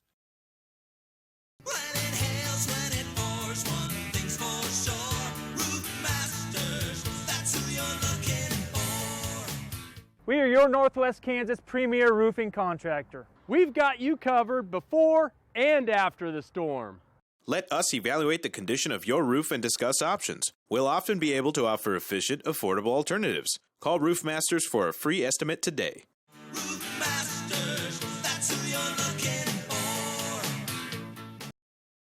Hi, I'm Alex, and here we are at Herman Physical Therapy. Mariah, do you need doctor's orders for PT? Nope, but if your doctor orders PT, you can still choose to come to us. Great. Is Troy in? Yes, he is. Alrighty, thanks. Hey Troy, is it true you do free consultations? You betcha. Why did you choose Herman PT? He makes it fun. Would you refer a friend here? I already have. Well, there you have it. Herman Physical Therapy and Wellness. Good for the body, good for the soul. First State Bank of Plainville, Rimpey's Plumbing, Heating and Air, and New York Life Justin Casey Agent are proud of the hard work and dedication of all the Plainville High School students and athletes. They hope this school year is the best ever.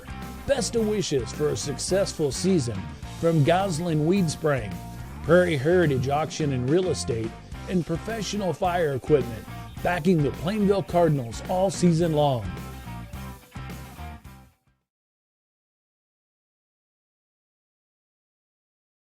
Before, during, or after the game, take your crew to the Golden Q. If the game is on, they're open. The Golden Q in Hayes has the largest gourmet burger menu around. They've also got a super selection of sides, appetizers, salads, wraps, homemade chili, wings, and more. Their Blizzard beer system is guaranteed to keep your drawn brew between 27 and 30 degrees. With a dozen different beers on tap, they've got just about everyone's favorite. Open daily at 10 a.m. The Golden Q, 809 Ash in Hayes. From senior trips to toddler adventures and youth sports, the Hayes Recreation Commission is your one-stop shop for fun. Check out all the fall and winter brochure for a complete list of scheduled events and classes. The fun times continue in the HRC Wellness Center, where you can enroll in personal training and memberships.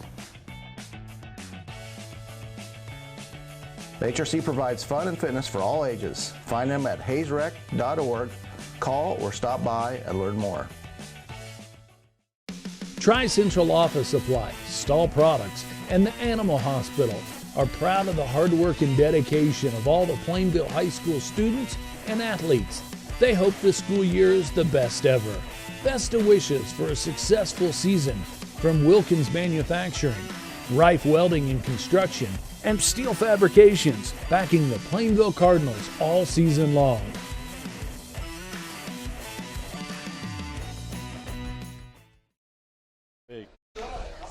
Welcome back to Game Time on Nex-Tech Local 1, where we're getting ready to set for the second half kickoff. Our score, Plainville 35, LaCrosse 0. And things just went bad for LaCrosse that first half. There was a fourth down fake punt that Plainville was able to convert. A fumble for LaCrosse down to the 3-yard line, 2-yard line. Plainville recovers. Just a lot of just missed opportunities for LaCrosse, and it'll be interesting to see what they come out here the second half. Whether they come back and fight for a couple scores here, or if Right now, you got to play for a little pride. Yeah, here. you do. You know, next week is a playoff game. Yeah. And how you end today might set the tone for next week. You may be too far behind to get this ball game, but you better get ready for next week in the playoffs. That's what I mean. They got to come out here and get something going. We got a winner. So you sure don't want to go into next week with a goose egg on the scoreboard. Yeah, and that's and LaCrosse will probably have to travel to Elkhart, but that's a winnable game for LaCrosse. Sure. Well, we got a little bit of a different setup here. Yep. By LaCrosse. I don't know if we can show that with our camera. That's a little different set to. I can say I've never seen anything like haven't that either. It is an odd formation. I can honestly say I've never seen anything like that. They're all bunched up in the middle. Looks like the kicker, that's Cale Montague. And now they break out of that into the tees. But Plainville was up towards the 10-yard line or 10-yard. Oh, just exactly what they didn't want to have. No, a big hit right at the 45. Wow. That was a straight line drive to the up man, and what a hit, too. Well, here we got a replay on it. But LaCrosse didn't have to run far to go get the guy. No. So, yeah. And Thielen House. Yeah, Thielen House on the tackle. And that was a good collision. But first down and 10 at the 44-yard line for Plainville. Wow, that's something that they wanted to have happen there. Good field position for the Cardinals. Two receivers to the left. Now in motion is Selmer. Casey. Give to Casey out of the backfield. Still on his feet. Tough run by Jared Casey. Gets across the 45 to the 46-yard line. Just 2 yards, though. Well, I mean, it wasn't a negative play. No. But, I'll tell you what, that Plainville snap, it almost hits that guy in motion every single time. I mean, yeah, that's you got to be careful there. Just as the timing. It's a timing issue there. Yep. So, little delay in getting the play in for Plainville. They're up to the line of scrimmage now. Out of that pistol formation, two receivers to the left. Now back in motion. Fakes it to Selmer. Fennessy hurdles the guy. He's got some room on the left-hand side to the 40, down to the 30, and steps out of bounds at the 25-yard line. Yeah. Did the smart thing. Instead of taking a big collision right there, hey, we got a lot of football to play the next few weeks. Yeah. Just roll it out. So a lot of room. Nice run by Fennessy up the left-hand side, and they're going to mark him out at the, looks like the 27-yard line, 1st and 10 for the Cardinal. He just hurdled the guy over there. Great run. And took it down the sidelines. So 1st and 10, Fennessy out of that pistol formation, two receivers to the left. Now in motion is Selmer, and to get to Selmer off the right-hand side. He's got a lane. And makes a couple guys miss and gets up to the 25-yard line. But there is a flag down. And that's never good when the white hat throws it. So that's Sage Armbruster on the run there for the Cardinals. I don't know. Tough one. So we were looking at the replay, folks. Tough one.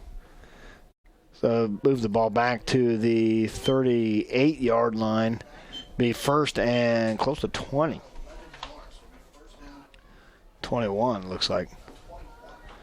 So not the ideal first down that you want for Plainville. But first down forever, but let's see what they dial up here. Two receivers split to the left of Fennessy. Casey the lone setback. Looking to throw out in the flat. That's covered. He's now. Open. Normandin looks like makes a spin move, gets up across to about the original line of scrimmage, and Normandin just wouldn't go down. He just kind of spun out of it. I don't know if we got a replay. But that was a good the flat was covered, and Normandin just cut it up the middle for a little slant pattern and picks up close to 10, 11 yards back to the original line of scrimmage. Tennessee had forever to throw the ball, too. I mean, in football time. I mean, he was able to stand back there. So 2nd down and 11 now for the Cardinals. Twins receivers to the right now for Fennessy. Casey, the lone setback, And Finney going to keep it off the left-hand side. Got a little bit of room, cuts up the middle. Now to the right-hand side of the field and spins, still on his feet, spins again to the 15. Spins one more time, and he's in for the score. Wow. And that is 3 spin moves on that play. Hopefully you got a replay right there. Look at all this stuff going on. Boy, he just kept spinning. I don't know how he kept his balance. Spin back inside. Just kept his balance and scores on a 26-yard touchdown run. Boy, we covered the whole field, though, left and right, spin move, stepped over a couple guys. What a run. Yeah. What a run. So, and I got to tell you, folks, we still got 9 minutes and 30 seconds left here in the third quarter. So Finney with the score, and the kick by Copeland is good. We'll make our score 42-0 now. Plainville extends their lead here, the first drive in the second half. Wow. And no let-up for the Cardinals. I tell you what, that was a great run. That was great run. Probably one of the better ones we've seen this year. I mean, that was a great He run. kept spinning. I don't think you could have done that run. So, no. But, that was a great run, folks. It really was. And Plainville just picking up where they left off at the first half. Just missed tackles. Yep. By LaCrosse too. He's there and then he's not. Well, and part of that is no just breaking down. Yep. Part of that we've seen Jared Casey with the ball just refusal to go down. Yeah. Just kind of a mindset that Plainville has that they're not going to. If you're going to take them down, it's going to be a gang tackle. You're going to have to finish it. So. Copeland set to kick this off at the 40-yard line. Back deep is Herman for the Leopards.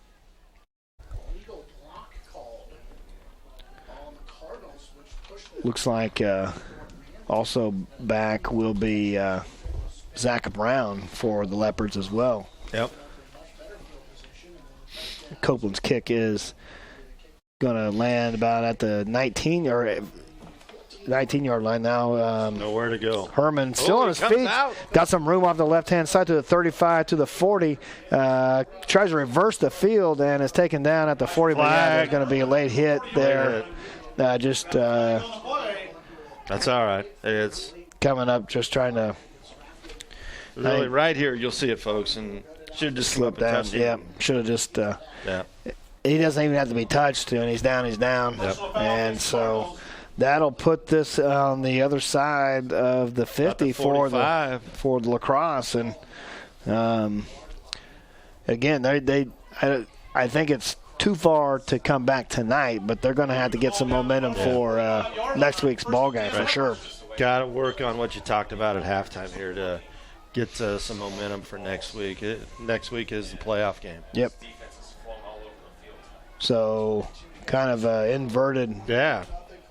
Wow. Different formation, and we've seen some different sets Supas with the carry, and he doesn't get anything. I mean, they look kind of neat. I've never seen anything like that. Actually, that was Thielenhouse on the carry. That's a second fullback in there with the carry. No gain on the play. Second down and 10 for LaCrosse at that 45-yard line.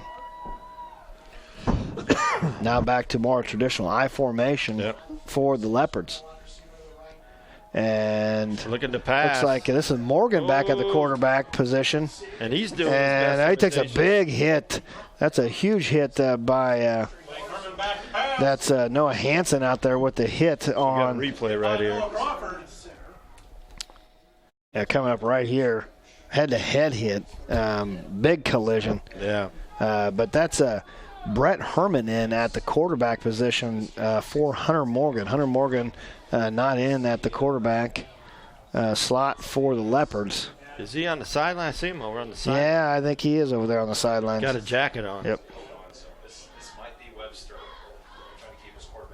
So Herman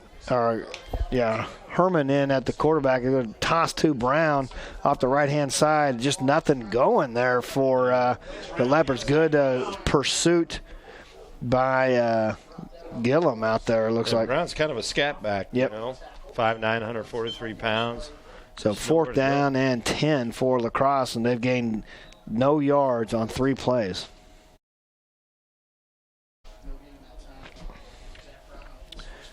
just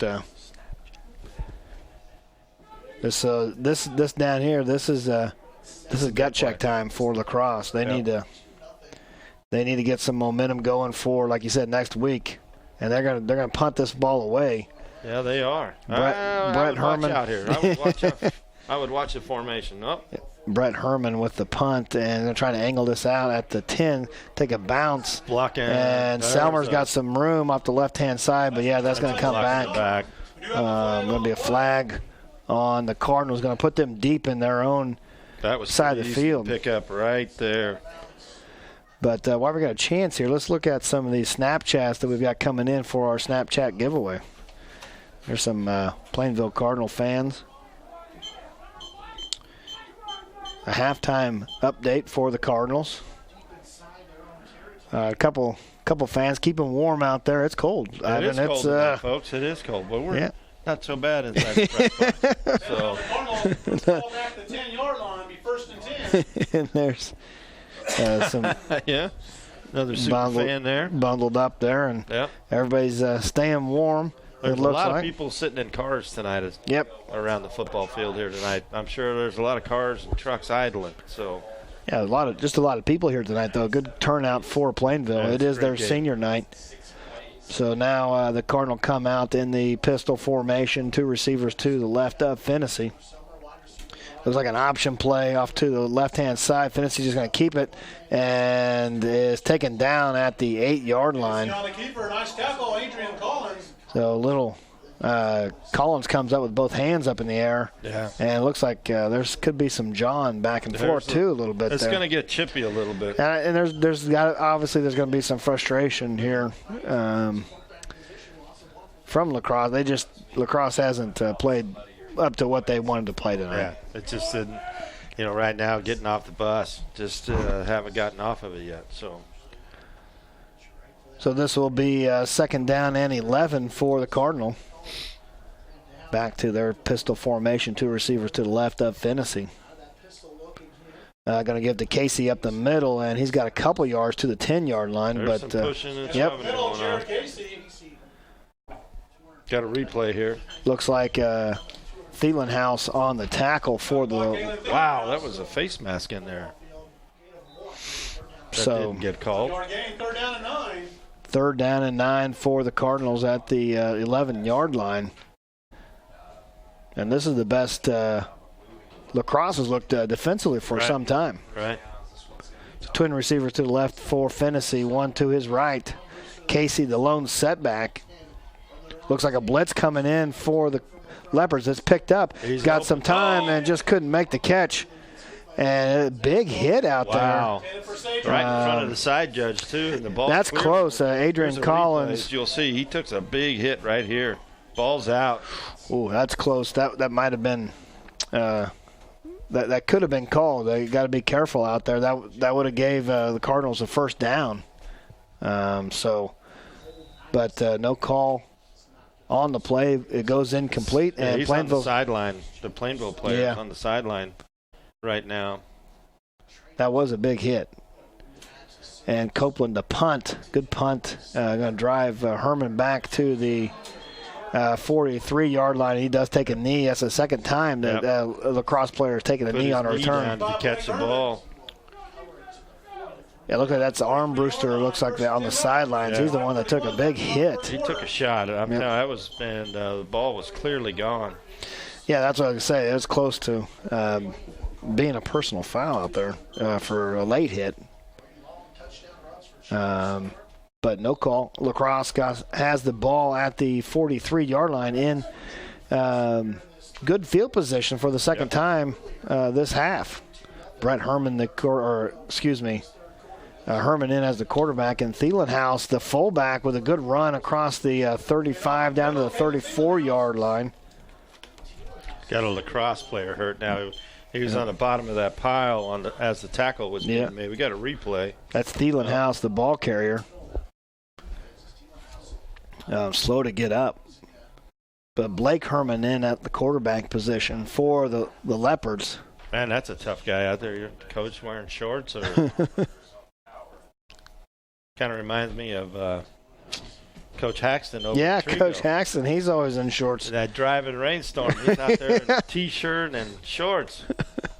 I mean, that rain was... It was coming down sideways. Bubba Gump kind of stuff. Big old fat rain.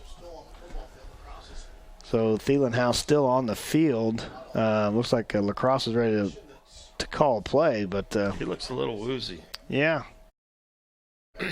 Well, I couldn't tell if they were looking at his hand, maybe.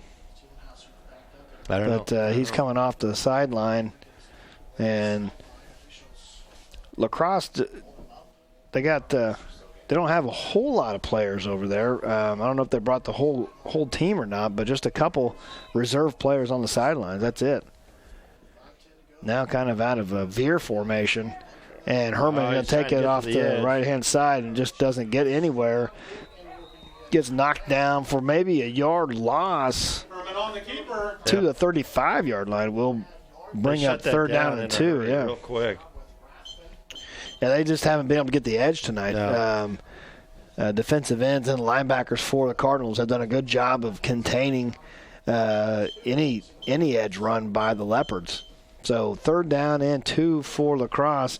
4:35 left in this third quarter. 42-0 our score. Plainville on top.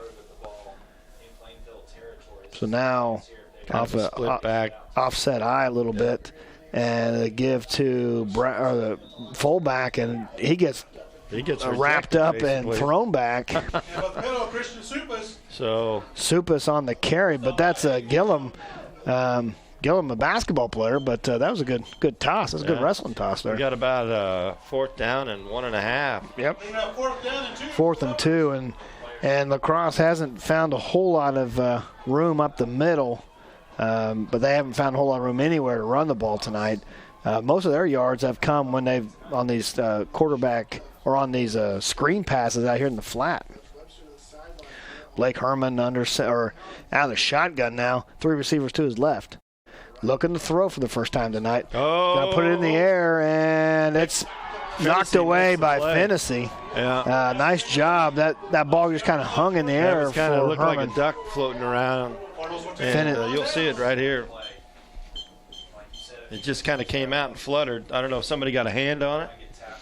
But Fennessy makes a nice play on the ball to knock that down for an incomplete pass. It'll be a turnover on downs for LaCrosse, and Plainville takes over 1st and 10 at the 35-yard line. So 42-0 our score. Twin receivers to the left for Fennessy out of the pistol formation. Now Selmer in motion.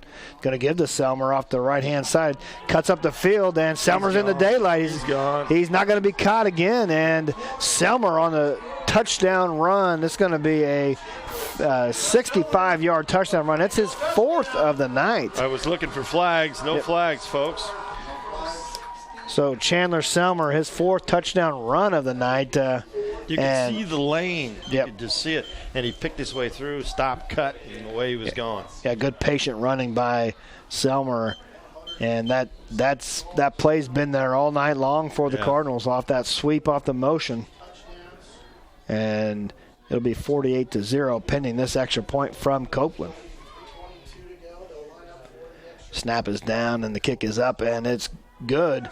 Will be add to their lead. It's 49-0. Plainville on top of LaCrosse. Yowza. We've got 3:22 left in this third quarter. So now, I believe, does the clock run now? I believe so. Okay. I thought that's what it was. I believe so, but it could be a fourth quarter thing. I'm not really sure. I don't know. So, we haven't had too many of these this year, so. Curtis coming up here tonight, you could have told me we saw that score. No, I really. We were really kind of looking forward to this game. Coming down to the end, kind of a play here. Well, both teams come in on they were hot. Five, Plainville won 5 in a row. Yep. LaCrosse won 6 in a row. So we figure we see some two teams, firing on all cylinders. And we've seen Plainville firing on all cylinders, but LaCrosse just stumbled out of the gate. Yeah. I don't know. We'll have to see if there's some changes being made by Plainville. See what they do. Yeah. They might want to keep that goose egg on there, but offense, they might make some changes. And it looks like maybe they've got some young kids here on the kickoff return or kick coverage team. Yeah. Some different guys that I haven't seen, haven't called any numbers yet. So back deep for LaCrosse will be Zach Brown and Brett Herman. And Brett Herman's going to take this ball at the 13-yard line. Going to the right now, switches back over to the left and gets across the 25 to the 27-yard line. First down and 10 for LaCrosse right there. Let's see what they do, Plainville, up their side on defense here. Yeah, it looks like there's a the sideline. Yeah, a couple new faces. Looks like a bunch of new faces coming in for the Cardinals. They're gonna bring in their second unit, and they're still confusion. So Clock they're gonna take a timeout. Yeah, timeout for Plainville, trying to get the right players on the field. It looks like set up and still a little bit of.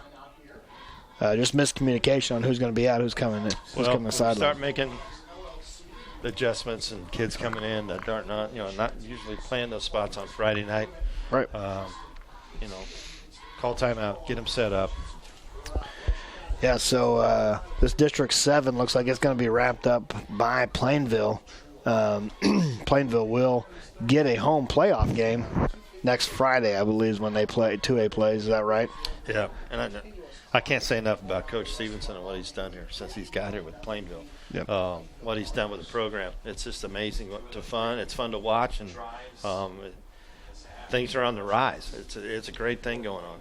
Well, and he's made some changes this year, made some adjustments, found the right combination. Friend, yep. That's a big guy that they lost. So, but able to adapt this year and even start 0-3, didn't panic, right of that ship, and right now they're really, like I said, firing on all cylinders. Well, you being from Norton, Highway 36 football is tough. It is. And you're out. Yep. So. Yeah, you don't have to. You lose to Norton, Phillipsburg, and Smith Center. There's no shame in that. No. That's, talking to Grant, we did that game in Norton. Yep. He knew those first 3 games was, if we can survive it, we're going to take off. So.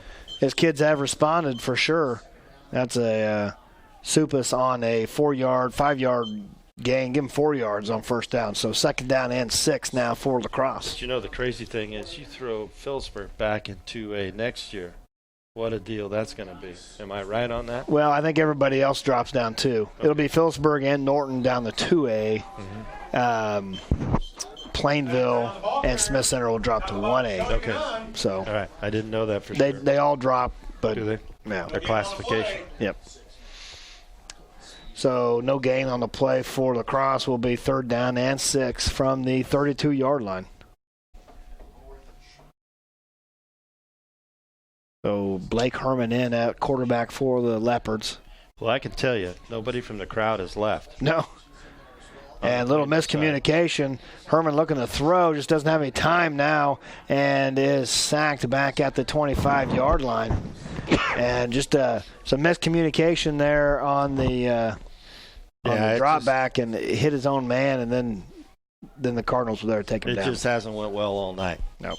It just has not went well all night. So 4th and 13 now for LaCrosse, and looks like they are set to punt this ball away. Back deep for the Cardinals is Brandon Rohr, the junior, getting some action here as a punt returner. Brett Herman back to punt for the Leopards.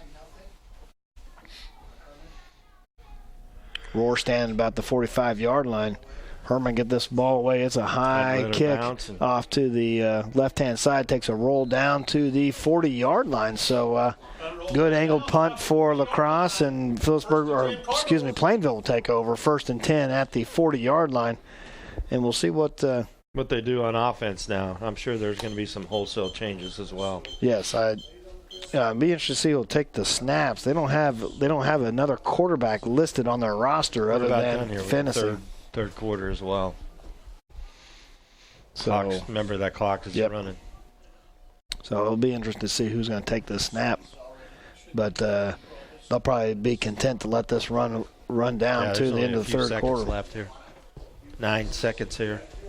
and they're coming back towards the sidelines.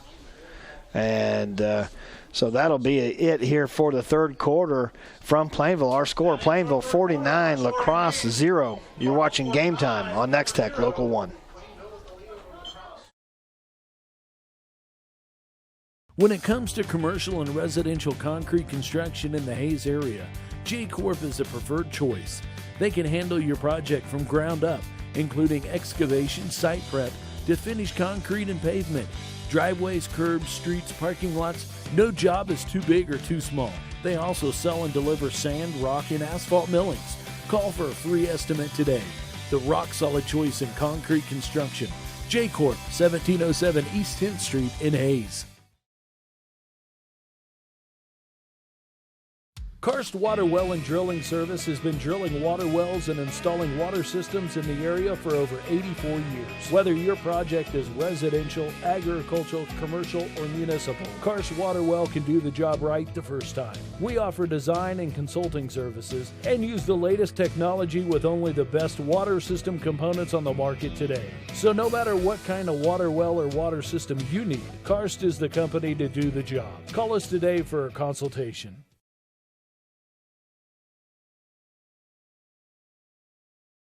Welcome back to Game Time on Nex-Tech Local 1. Plainville will start this fourth quarter with the 49-0 lead. They've got some backups in. It looks like a Tanner Copeland in at the quarterback position. And this is a give to number 9, and that's Kobe Speece. Must be the ball, must be on the ground. A lot of people diving in. I think LaCrosse has made some changes. Yep. So C.J. Patterson with the tackle. That's a freshman in there for LaCrosse. And a 4-yard gain on first down for Speece. So wholesale changes, it looks like, for Plainville. And Copeland then ball's on the ground, flag. Ball is down, so but it looks like there may have been a little bit of motion before. Flag on the play. That might have saved. That was going to be a loss on a down, or loss of a couple yards there. Snap just goes right between his legs, a little low on the snap. And it's, you're on the sidelines, your hands are cold, and now you're back in the ball game trying to take that snap out of the shotgun. You're almost going, really? Yeah. I'm, freezing here. Copeland's been out there kicking extra points, but his hands have been cold. Now Roar in motion. This is a give to Roar.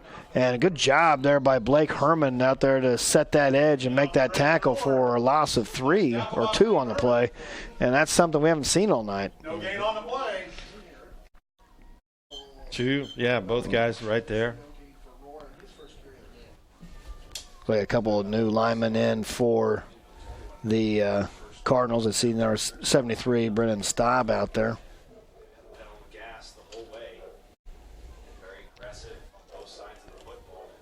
68, Chandler Yost as well. So a couple changes up front for the Cardinals too.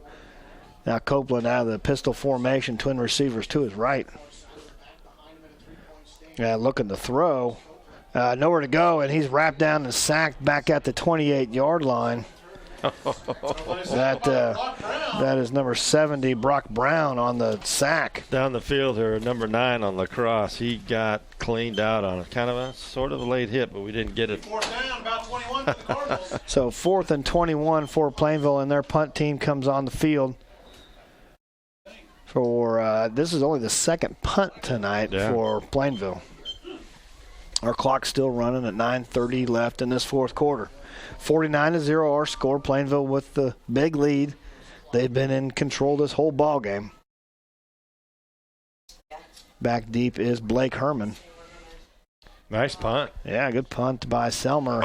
And Herman able to corral that. Was going down, trying to catch that while he was going down. But it hit the ground. It did. See on the replay here, you can see it. It looks like it hits the ground. So 1st and 10 for LaCrosse. They got pretty good field position at the 42-yard line. Well, it looks like, LaCrosse has got their offense on the field. They might be trying to get the schneid off them. Yeah, they try to get some momentum maybe. Blake Herman still in at quarterback. I formation set behind him. That he's going to take it off the left-hand side and just nowhere to go for Herman again.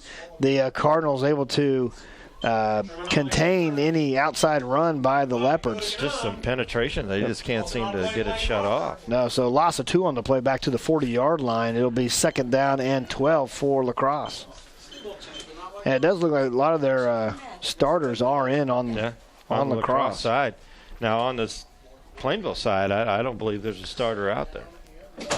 No, I don't. It looks like they've made wholesale changes to the defense as well. I formation for the Leopards, twin receivers each direction. And Herman's going to take it off the right-hand side. Still just nowhere to go.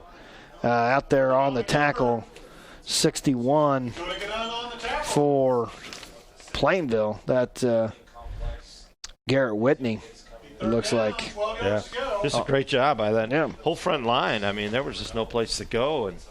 And LaCrosse isn't just moving anybody right now. So 3rd down and 12 now for LaCrosse. We got 7 minutes and 20 seconds left in the ball game. Now I formation and give to the fullback, and that's Supis who breaks some tackles across the 50 now to the 40 to the 38-yard line. So good run by the fullback Christian Supis, and that'll be a 1st down for LaCrosse. Replay here for you. It's just a good hard run. Some missed tackle right there. Ran through some arm tackles, it looks like, and gets down the field for the 1st down at the 39-yard line. So that may be the first down here in the second half for LaCrosse. I believe it is. They haven't had too many of them tonight. It's been some tough sledding for sure for the Leopards.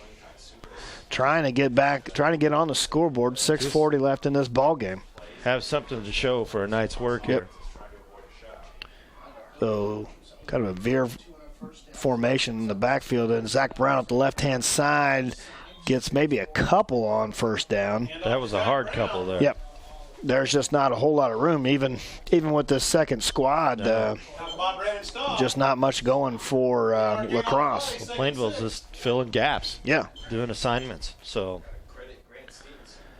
You got Blake Crawford, Brennan Staub up there, Chandler Yost. Those guys up front are still are pretty formidable. Give the fullback up the middle. This is like the second fullback, Thielenhaus. Second hand up. Second guy through. Gets a 1st down for LaCrosse up across the 30 down to the 27-yard line. Well, he carried a couple of guys with him. Thielenhaus, their second fullback. They kind of run him and Supis in and out at the fullback position. So 1st and 10 for LaCrosse at the 27-yard line. Getting some momentum here on this drive. 5:25 left in the ballgame. Twin receivers to the right. Herman out there to throw. Throws to his brother, Brett Herman. Got some room across the 30 to 25. Now down to the 20. Keeps moving to the 15. And just has a little weave. Yeah, weaving back and forth. Gets down to the 14-yard line. We got 5 minutes left in the ball game. 5 minutes. Brandon Rohr with the tackle for the Cardinals, but it will be a 1st down and 10 for LaCrosse. Spot at the Cardinals' 14-yard line. So LaCrosse at the line of scrimmage. Now with two split backs. And Brown off the left-hand side has a little bit of room, and it gets up across the 10-yard line down close to the 8, maybe. Close. So 2nd down and 3 for LaCrosse. Moving the ball here this 4th quarter. Just 4:18 left in the ball game. LaCrosse trying to get some points on the board tonight. Blake Herman under center has taken over for Hunter Morgan.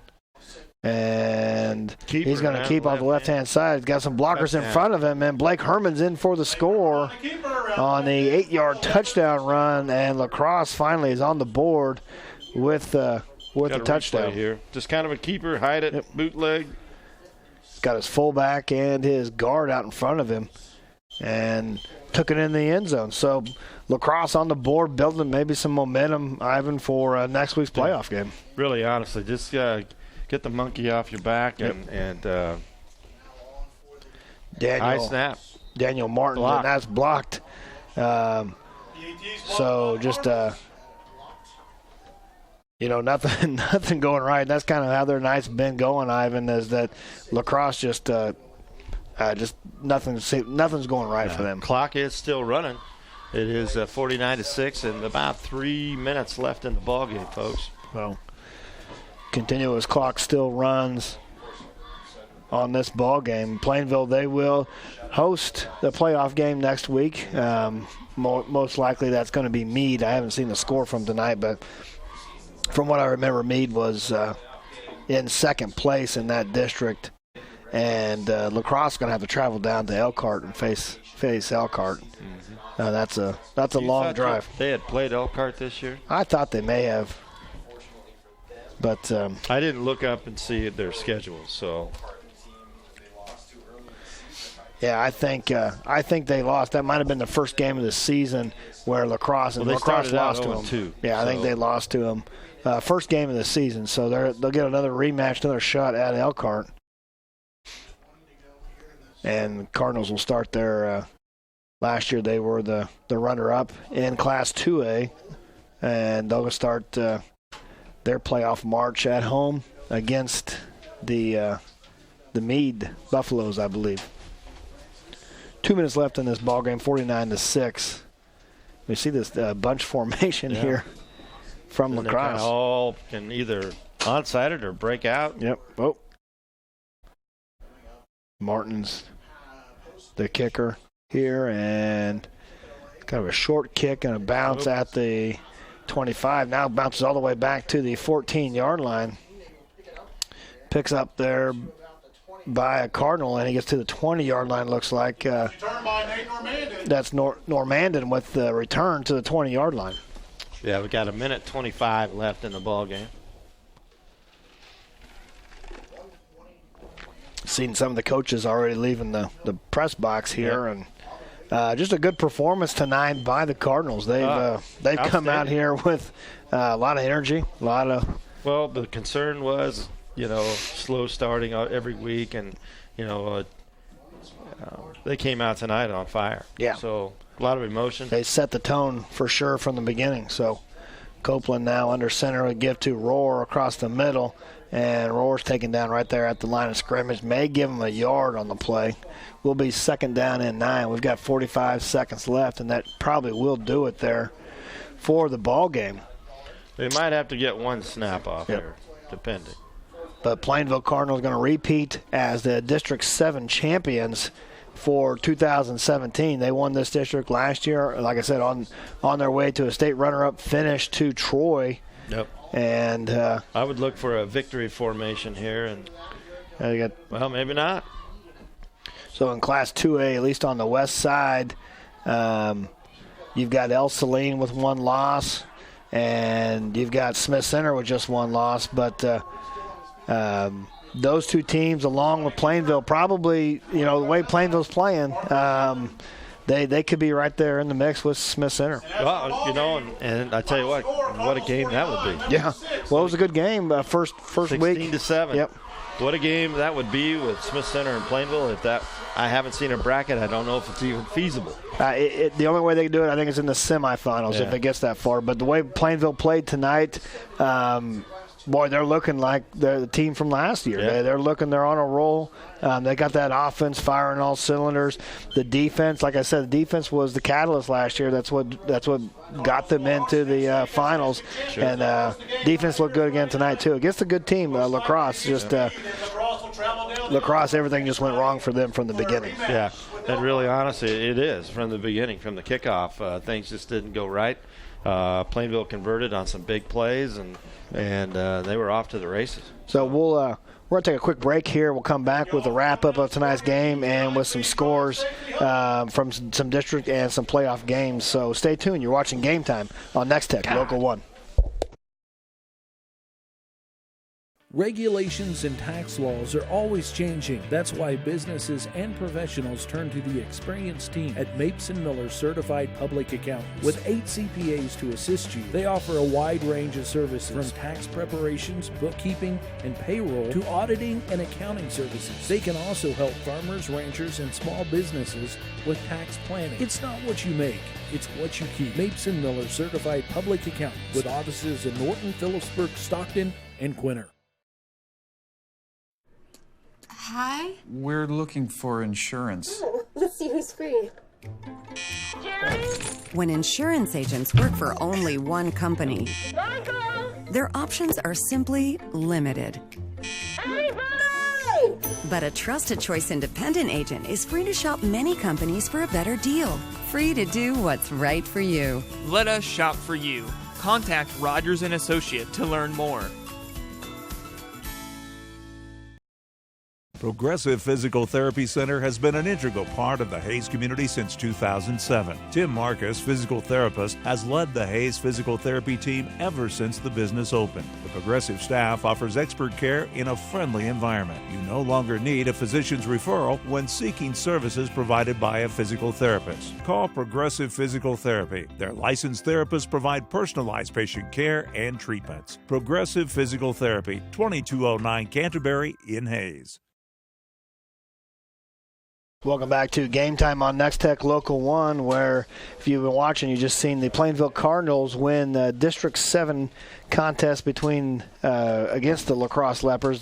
Plainville is the District 7 champions with a 49-6 victory, and really a dominating performance by the Cardinals. Jordan Finnessy, the quarterback, he threw for a touchdown, ran for a touchdown. Chase Selmer had a touchdown catch.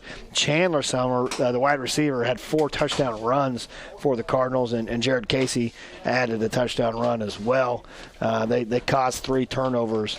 And so just a total domination by the Cardinals, all facets of this ballgame. I think that's about the only word you could say. It was just a total domination from the kickoff. And hats off to Coach Stevenson and his staff. Looks like they're ready to go next week. Yep, so 6 wins in a row now for Plainville. Heading into the playoffs, they're going to get a home game, most likely against Meade. I haven't seen the scores. We haven't seen the scores, but most likely against Meade. LaCrosse, with the loss, will finish runner-up. They will travel to Elkhart for the first round of the playoffs. Just a reminder, talk about what's going on next week. We're going to have a special mic on the mic Tuesday night, 5:30. Yep. A lot of information, cross-country, volleyball, bracketology, basically, for football. So please tune in. It'll be a Halloween special. We'll see what Mike Hughes has to throw at us on Tuesday night. And I think one score that maybe some of our listeners would be interested in, I think Waumego's up 12-7 on Hayes High. And now it's 18-13. Waumego up on Hayes High. And Ellis with the lead, 34-20, and Derby all over Dodge City, 42-6. Holcomb, 33-14 win. Eisenhower just took the lead over Great Bend, 35-28, and Garden City still hanging on, 7-0 over Washburn Rural in the first round of the playoffs there in 6A. So, all right, that's our program for tonight. Thanks for watching. You've been watching Game Time on Nex-Tech Local 1.